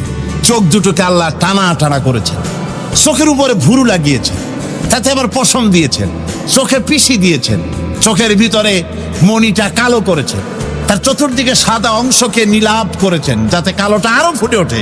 সুবহানাল্লাহি বিহামদিহি। কত সৌন্দর্য আল্লাহ রাব্বুল আলামিন মানুষকে দিয়েছেন। আল্লাহর রহমতের ওয়াজ সারা বছর করলেও তো ফুরাবে না। এত রহমত, এত দয়া আল্লাহ সুবহানাহু ওয়া তাআলা। মানুষ আল্লাহ কি সুন্দর করে বানালেন। এবং দিনের পার্থক্য, মানুষের জীবনকে জীবন পদ্ধতিকে দুই ভাগে বিভক্ত করেছে, রাত এবং দিন। দেখেন আল্লাহর রহমত এবং কুদরত সব জায়গায়। রাত এবং দিন মানুষের জীবন চলার পথকে, জীবন পদ্ধতিকে কয় ভাগে ভাগ করেছে? দুই ভাগ। আল্লাহ পাক বলেন, ওয়াজআলনাল লাইলা লিবাসান ওয়াজআলনান নাহারা মাআশা। আমি রাতকে করেছি শান্তির বাহন, রাতকে করেছি আচ্ছাদন, শান্তির বাহন, আর দিনকে করেছি রোজগার করার জন্য।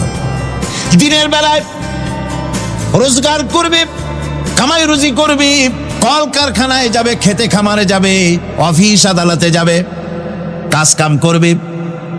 এ কাজ করে করে শরীরের ভিতরে ক্লান্তি আসে, অবসাদ এসে যায়। আল্লাহ রাব্বুল আলামিন বলেন, আমি আবার রাত বানালাম। ওই রাতের বেলায় মানুষ যখন ঘুমায় যায়, এই ঘুম তার সমস্ত অবসাদ আর ক্লান্তি দূর করে দিয়ে সকাল বেলায় আবার তাজা মানুষ করে সমস্ত একেবারে পরিপূর্ণ কর্মক্ষম একজন মানুষে তাকে পরিণত করে দেয়। রাতটাকে আচ্ছাদন করে দিয়েছি, দিনের কোলাহল মুক্ত রাত। সূর্যের আলোর ঝলকানি, তীব্র আলো নাই, চিৎকার নাই, আওয়াজ নাই। রাতের একটি অন্ধকার চাদর পরিয়ে দিলাম এই পৃথিবীর উপরে। রাতের একটি অন্ধকার চাদর পৃথিবীর উপরে পরিয়ে দিলাম। কোলাহল মুক্ত পৃথিবী। এখন সূর্যের তীব্র আলো আর নাই। এখন আরামে তুমি ঘুমিয়ে যাও, ঘুমাও, আবার সকালবেলা উঠে তুমি কাজ করবে। আল্লাহ পাক বলেন, আমি এভাবে ومن رحمته جعل لكم الليل والنهار لتسكنوا فيه ولتبتغوا من فضله। আল্লাহর রহমতের ভিতরে এটাও রহমত, আল্লাহর করুণা, আল্লাহর দয়া যে তিনি দিনকে করেছেন রুজি কামার জন্য, রাতকে করেছেন তিনি তোমাদের জন্য ঘুমাবার জন্য, বিশ্রামের জন্য এই ব্যবস্থা আল্লাহ রাব্বুল আলামিন করেছেন। যিনি তোমাদেরকে দুপুর বেলায় বিকেল বেলায়ও তোমাদেরকে অবসাদ গ্রহণের জন্য, আরামের জন্য দুপুর এবং বিকাল সকাল ইত্যাদি তৈরি করেছেন। কোরআন শরীফের ভিতরে আল্লাহ পাক এ সমস্ত কথাগুলি ব্যাখ্যা সহকারে বলে দিচ্ছেন যে আমার রহমত ওয়াসিআত রাহমাতি কুল্লে সেই, সমস্ত জিনিসের চতুর্দিকে তুমি যেখানে আছো তার চতুর্দিক আকাশ এবং জমিন আমার রহমত তোমাকে ঘিরে রেখেছে। এ কোরআন নাজিল করেছেন সেই আল্লাহ, সেই রহমান যার দয়া সর্বত্র ছড়িয়ে আছে। আল্লাহ পাক বলছেন এরপরে তোমাকে সৃষ্টি করলাম, জমিন সৃষ্টি করলাম খাবারের জন্য। আমার রহমতের বিষয়টা দেখো, আমি এমন দয়াবান, এমন মেহেরবান। এবার তোমার খাবারের জরুরত হলো তুমি কি খাবে, সেজন্য এই জমিনে ফসলের ব্যবস্থা আমি আল্লাহ করেছি। জোরে বলেন সুবহানাল্লাহ। জমিন শুকায় গেছে, বৈশাখ মাসের জ্যৈষ্ঠ মাসের প্রচন্ড রৌদ্রের তাপে জমিন শুকায় গেছে। এই জমিনে তুমি ফসল ফলাবে কি করে যদি না পানি দিয়ে জমিনটারে ভিজায় দেই? আল্লাহ বলেন জমিন ভিজাবার দায়িত্ব আমি নিলাম। আল্লাহুল্লাযী আরসালার রিয়াহা ফাতুসিরু সাহাবা। সমুদ্রের পানি, লবণাক্ত পানিগুলি বাষ্পীয় আকারে উত্থিত হয়ে যায়, মেঘমালায় পরিণত হয়ে যায়।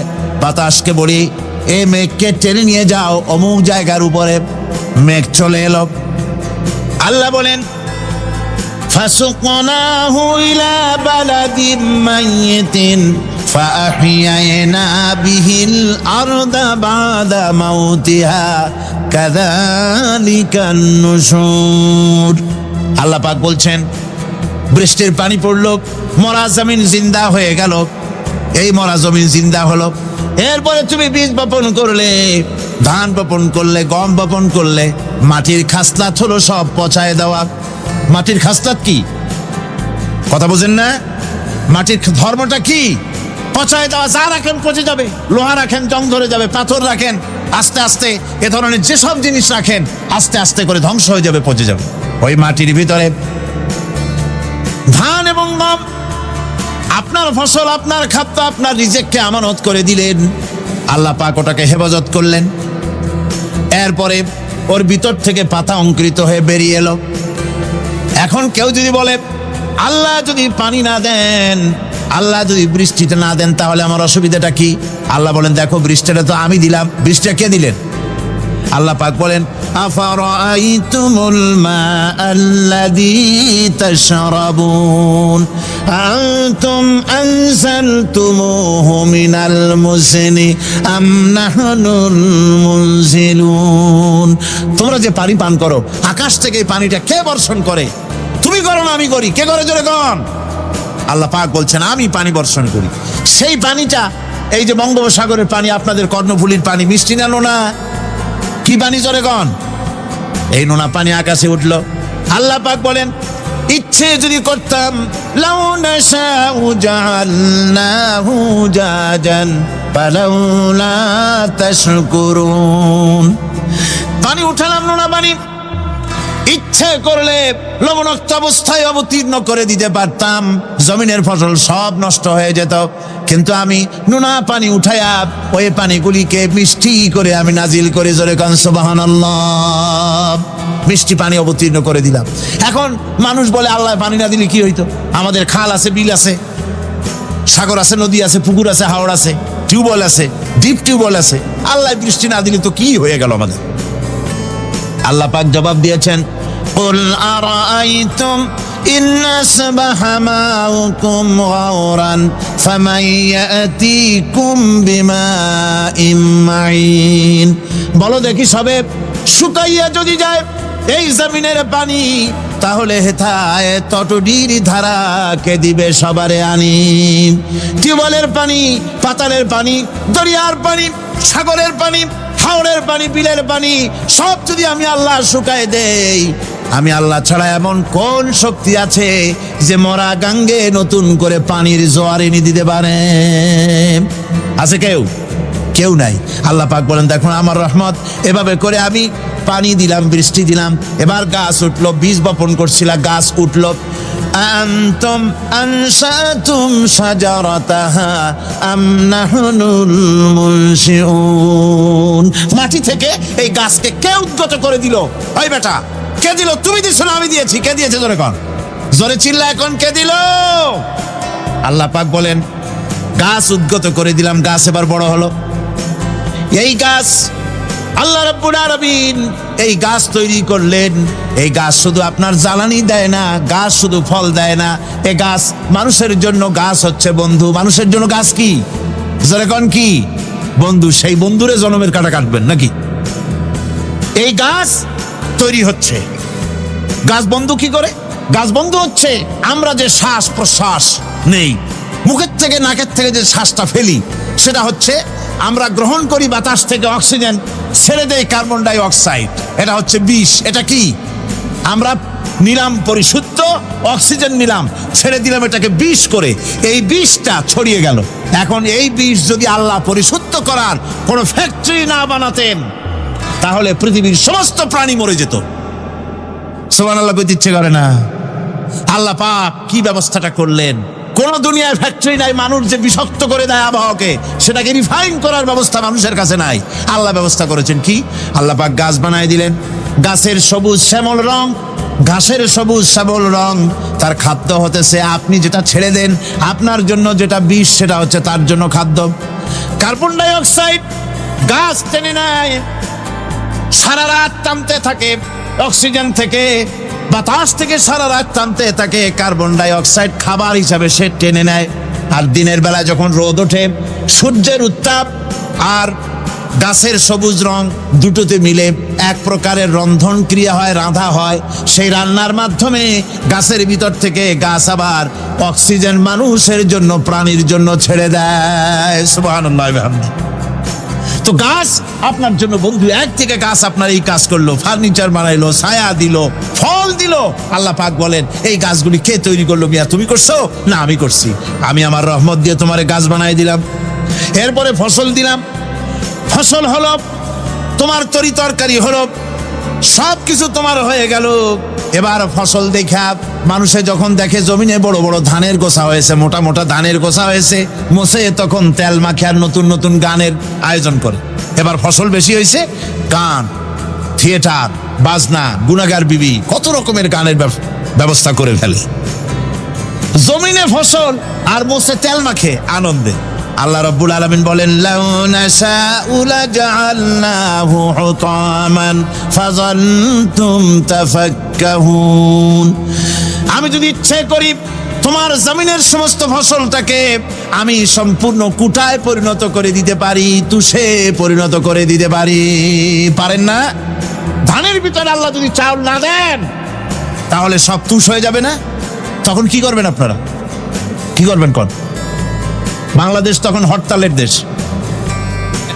যখন আপনি দেখলেন যে জমিনে ধান এবার সব তুষ হইছে, তখন আল্লাহর বিরুদ্ধে হরতাল করেন।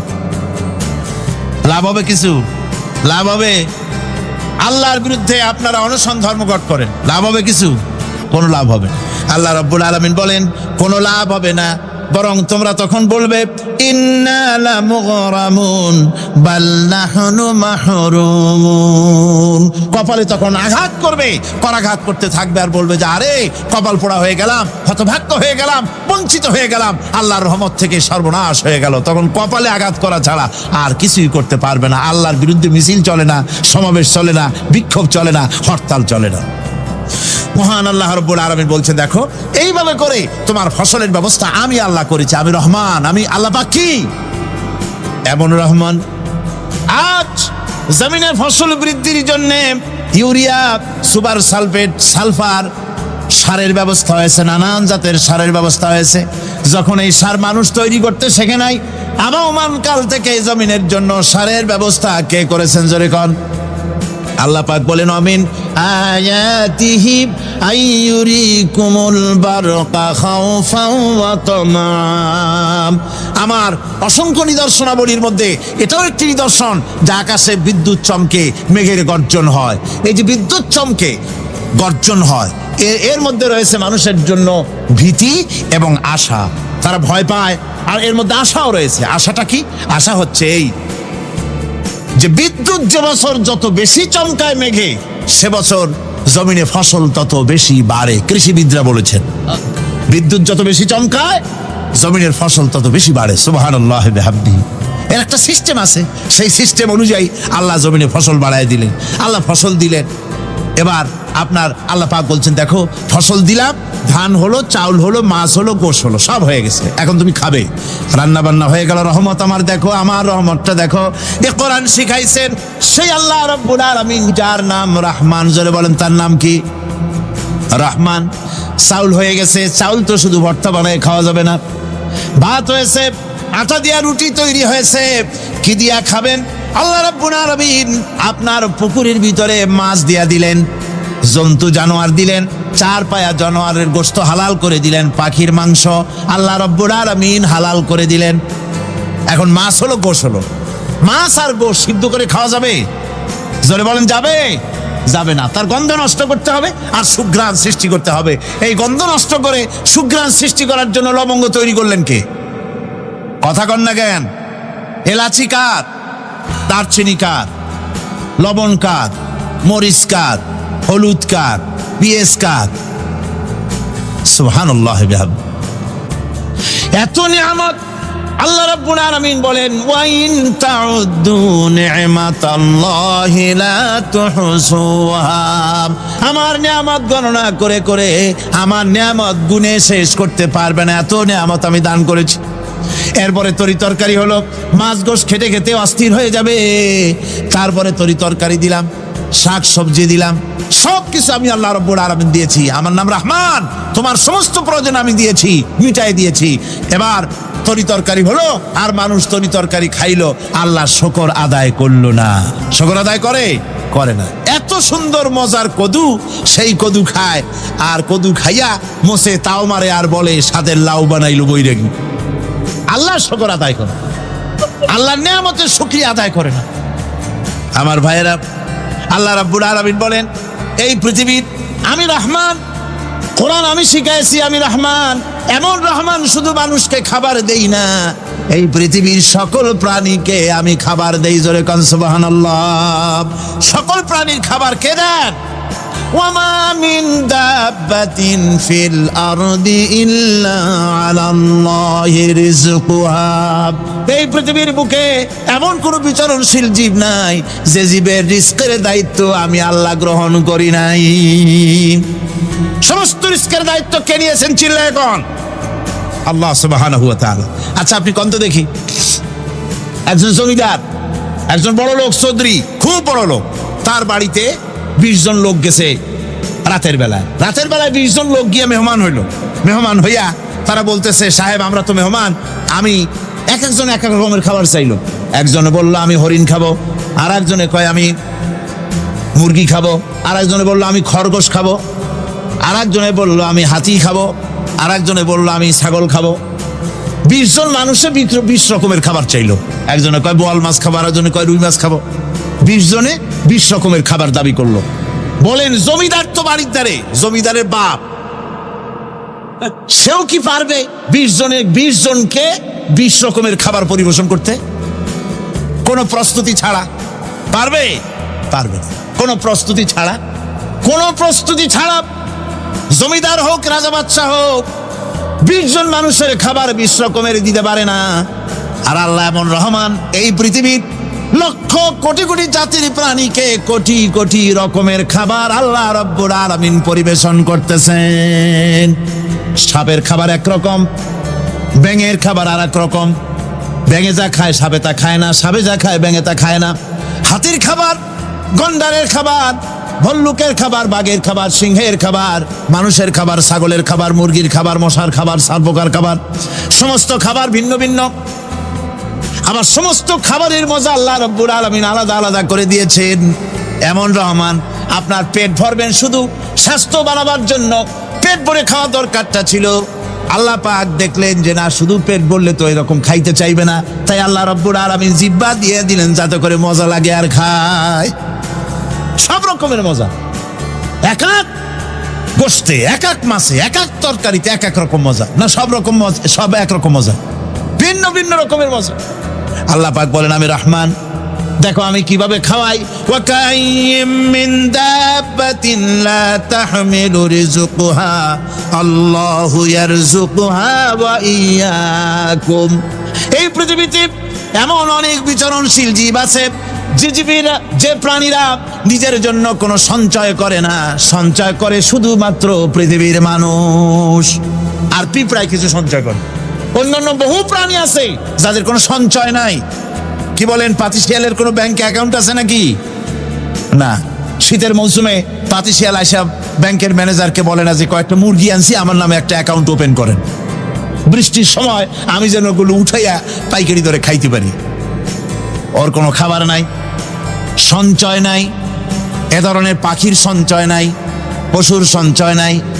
মহান আল্লাহ রাব্বুল আলামিন তিনি বলছেন, সকাল বেলায় পাখি তার বাসা দিয়া ক্ষুধার্ত পেট নিয়ে পাখিগুলি উড়ে চলে যায়।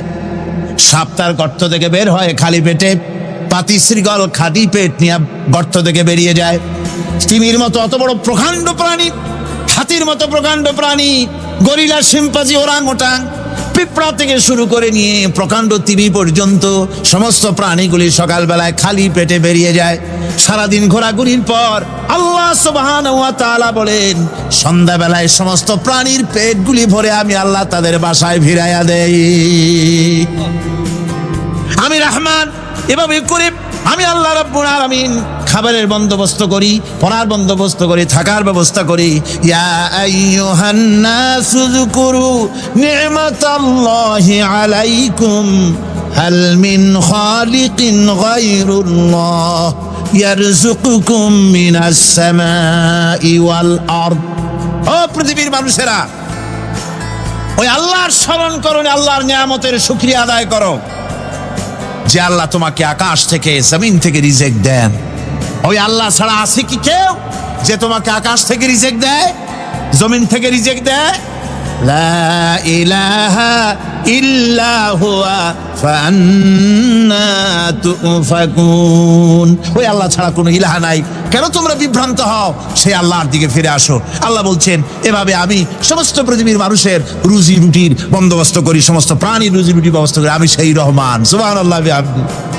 ওয়া ইলাহুকুম ইলাহু ওয়াহিদ লা ইলাহা ইল্লা হুয়ার রহমানুর রহিম। এই হচ্ছেন তোমাদের আল্লাহ। সুবহানাল্লাহ।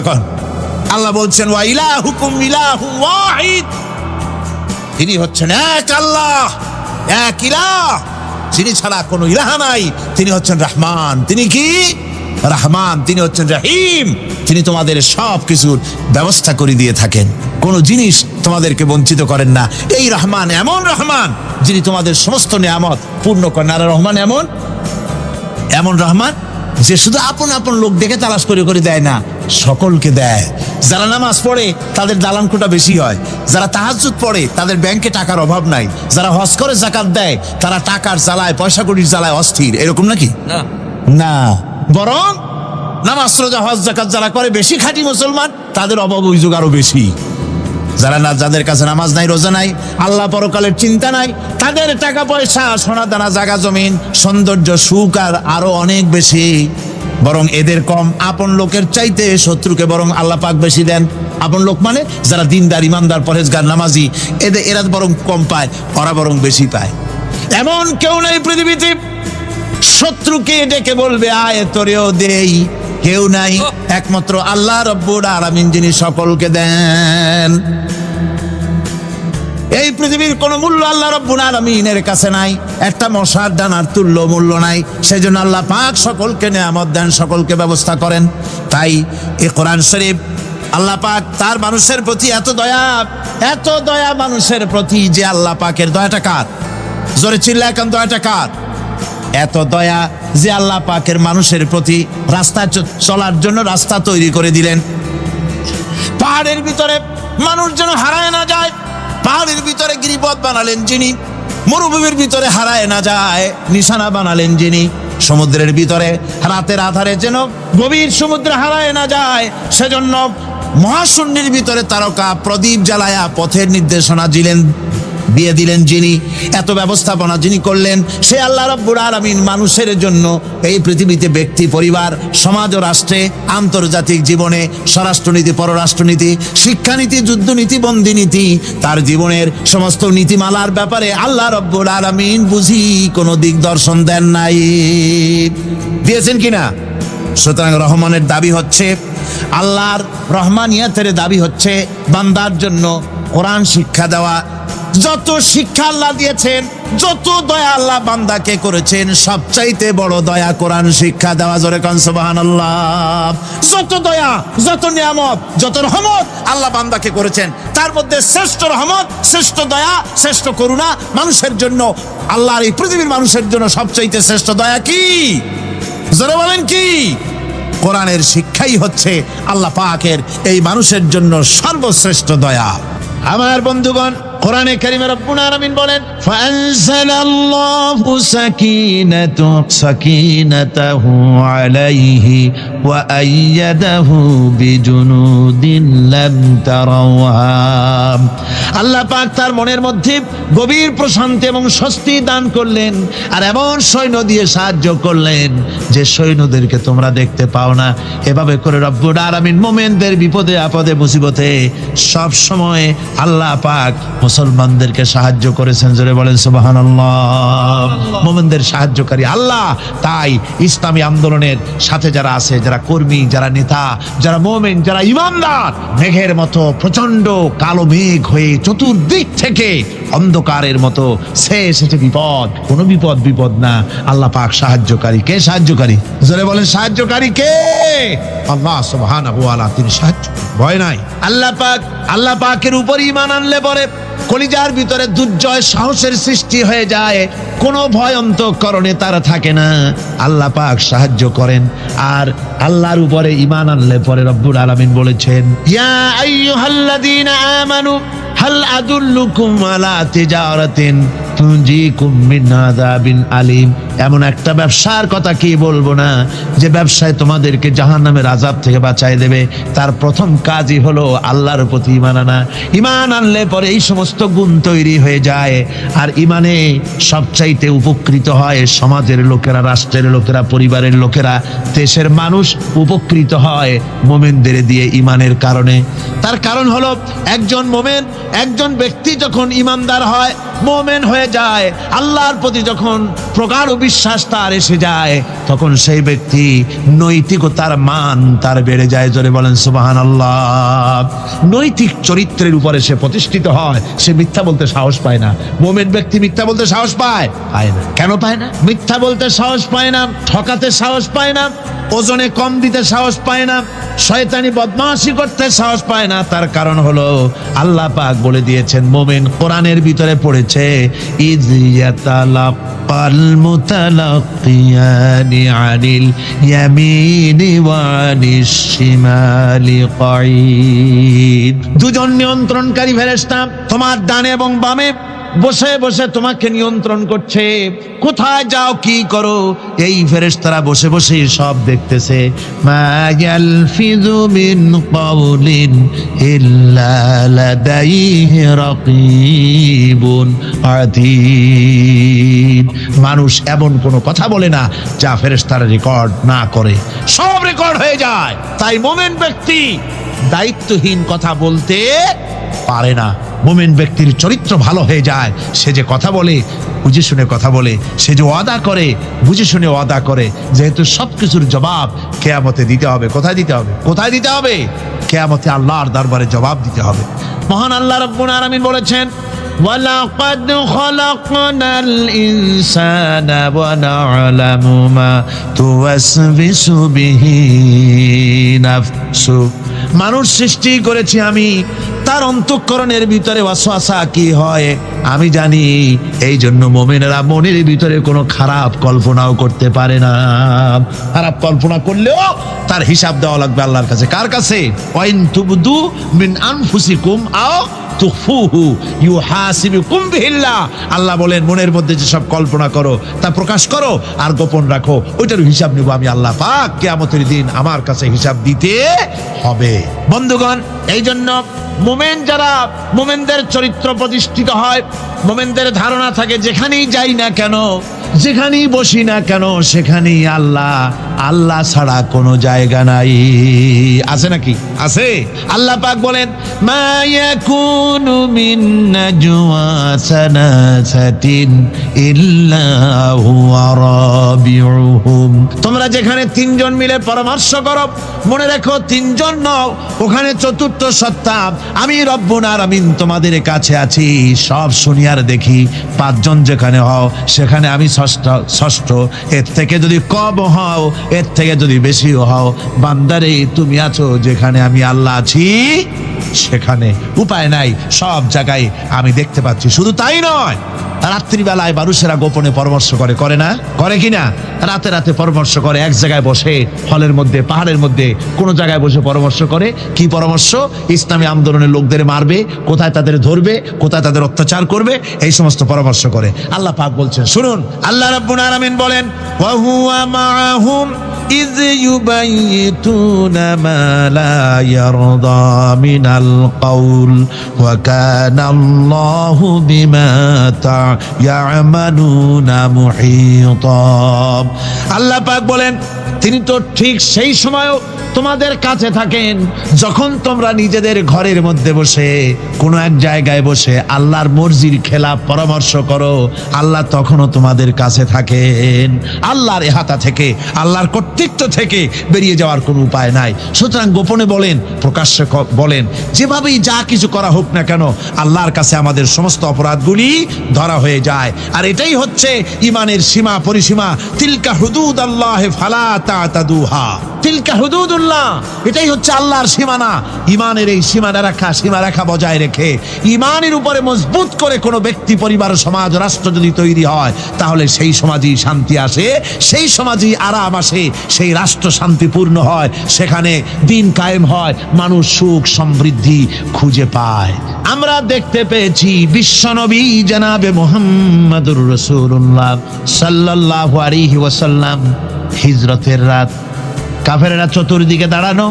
হযরত জিবরাইল এসে বলেন, ইয়া রাসূলুল্লাহ, হে, কাফেরেরা চতুর্দিকে ঘিরে দাঁড়িয়েছে, গভীর রাত, এখন হাতে তাদের তরবারি, সকাল হলে পরেই তারা আপনাকে মেরে ফেলে দিবে, তাড়াতাড়ি ওঠেন, মদিনার দিকে চলে যান। আল্লাহ নবী ঘুমের থেকে জেগে হযরত আলীকে ডেকে বলেন, আলী, আল্লাহ অর্ডার করেছেন আমি মদিনায় চললাম, আমার বিছানার পরে আমার চাদর গায়ে দিয়ে শুয়ে থাকো। হযরত আলী বলেন, আল্লাহর হাবিব, আপনার চাদর গায়ে দিয়ে ঘুমিয়ে থাকবো, সকালবেলায় কাফির বেঈমানেরা আপনার বিছানার পরে আপনার চাদর গায়ে দেওয়া অবস্থায় আমি আলীকে তারা মুহাম্মদ মনে করবে, আর আমি আলীকে নবী মনে করে তারা তাদের তরবারি দিয়া কেটে কেটে টুকরা টুকরা করে আমারে বিদায় করে দেবে দুনিয়া থেকে। এতটুকুনো পরোয়া করি না, বরং আমার দিলের মধ্যে এটাই তৃপ্তি থাকবে যে আমি আলীর জীবনের বিনিময় আল্লাহর হাবিব দুনিয়ায় বেঁচে আছেন। নবীজি ঘরের থেকে বেরোলেন, চতুর্দিকে কাফেররা দাঁড়ানো। আল্লাহ নবী হাতে এক মুষ্টি বালু হাতে নিয়ে শাহাতেল ওযু পড়ে 3 বার দম করে বালুগুলো ছেড়ে দিলেন। বালিগুলি ঘরের চতুর্দিকে কাফেরদের চোখে চলে গেল। পরবর্তী সময় রব্বুল আলামিন ডেকে বলেন, নবীরে, বালি যখন নিক্ষেপ আপনি করেছিলেন, ধুলাগুলি আপনি তো শুধু নিক্ষেপ করেছিলেন, কিন্তু চতুর্দিকে কাফেরদের চোখে গেল কেমনে? একদিকে মেরেছিলেন, সেই দিকেই তো যাওয়ার কথা ছিল, চতুর্দিকের কাফেরের চোখে চোখে সেগুলো পৌঁছে গেল কেমনে?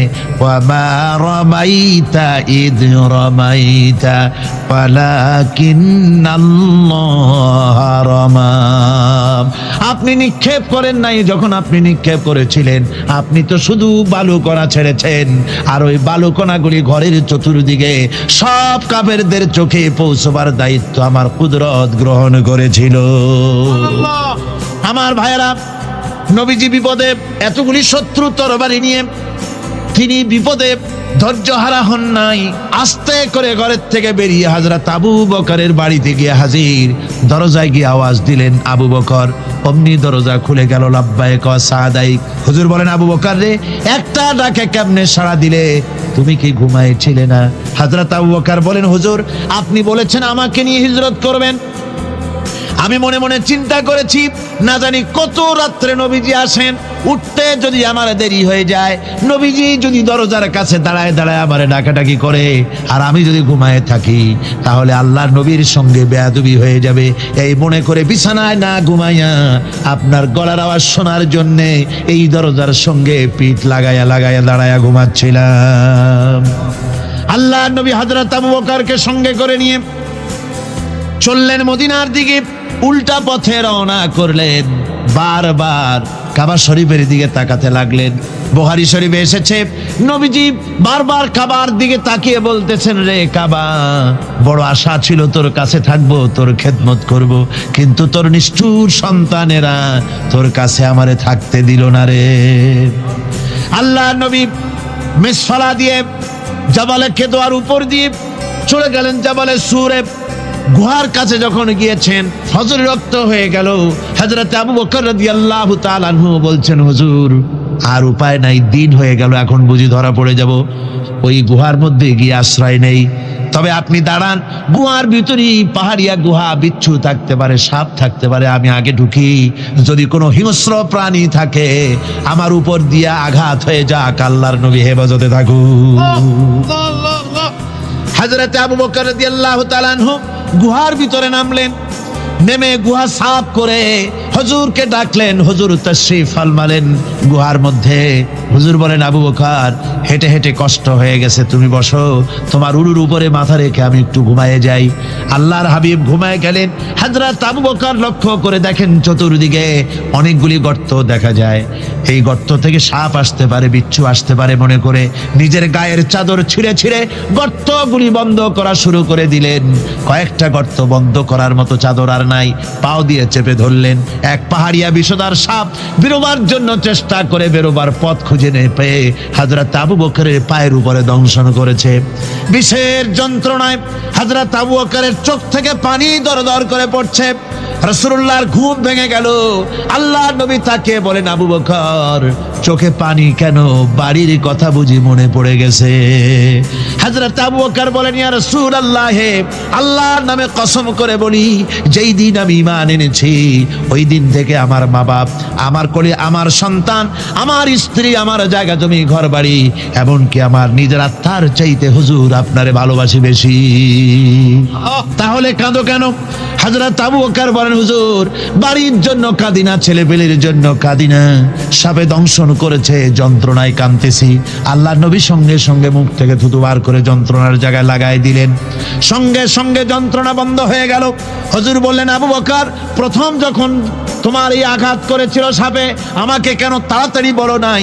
এতক্ষণ তো তোমার কষ্ট হতো না। হযরত আবু বকর বলেন, ইয়া রাসূলুল্লাহ, ওটা তো সাপে কাটার যন্ত্রণা, ওই যন্ত্রণায় আমার রক্ত জ্বলতেছে, যন্ত্রণায় যন্ত্রণায় আমার কলেজাটা যদি ফেটেও যেত। আল্লাহর হাবিব আরাম ফরমাচ্ছিলেন, আমি তাকে আরামে বিঘ্ন ঘটাতে পারতাম না। আমার ভাইয়েরা, হযরতে আবু বকর হযরতে রাসূল দুজন বসে আছেন। এমনি সময় কাফের বেঈমানেরা খুঁজতে খুঁজতে জায়গা মতো এসে গেছে। একজনে বলে ভিতরে আছে, আর একজনে বলে নাই। পায়ের যদি থাকবে তাহলে মাকড়সায় জাল বুনালো কি করে, পাখি ডিম পেড়ে বসে আছে কি করে, তাদের সন্দেহ হতে লাগলো। এর মধ্যে নাই একজন বলে আছে আর একজন বলে নাই। হযরত আবু বকর ভয়ের চোটে কেঁদে ফেলেছেন, হুজুর আর উপায় নাই। এই যে অবস্থা, এই অবস্থার ভিতরে, এই অবস্থার ভেতরেও আল্লাহ নবী এতটুকু ঘাবড়ে যান নাই। শত্রুরা তরবারি নিয়ে এসেছে, সুযোগ পেলেই একটু তাকালেই দেখতে পাবে, তুলে মেরে ফেলে দেবে।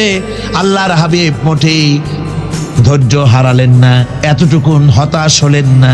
আল্লাহ পাকের হাবিব তার সাথীকে কি বললেন? তখন কোরআনে কারীম সূরা তাওবার মধ্যে আল্লাহ তা উদ্ধৃত করেছেন মুমিনদের জন্য, ইযহুমা ফিল গার ইয ইয়াকুলু লিসাহিবিহি লা তাহজান ইন্নাল্লাহা মা'ানা। ও আমার সাথী, ও বন্ধু, ভয় করো না, চিন্তা করো না, আমরা মাইনরিটি নই, আমরাই মেজরিটি। তার কারণ আল্লাহ আমাদের সাথে আছেন। সুবহানাল্লাহ।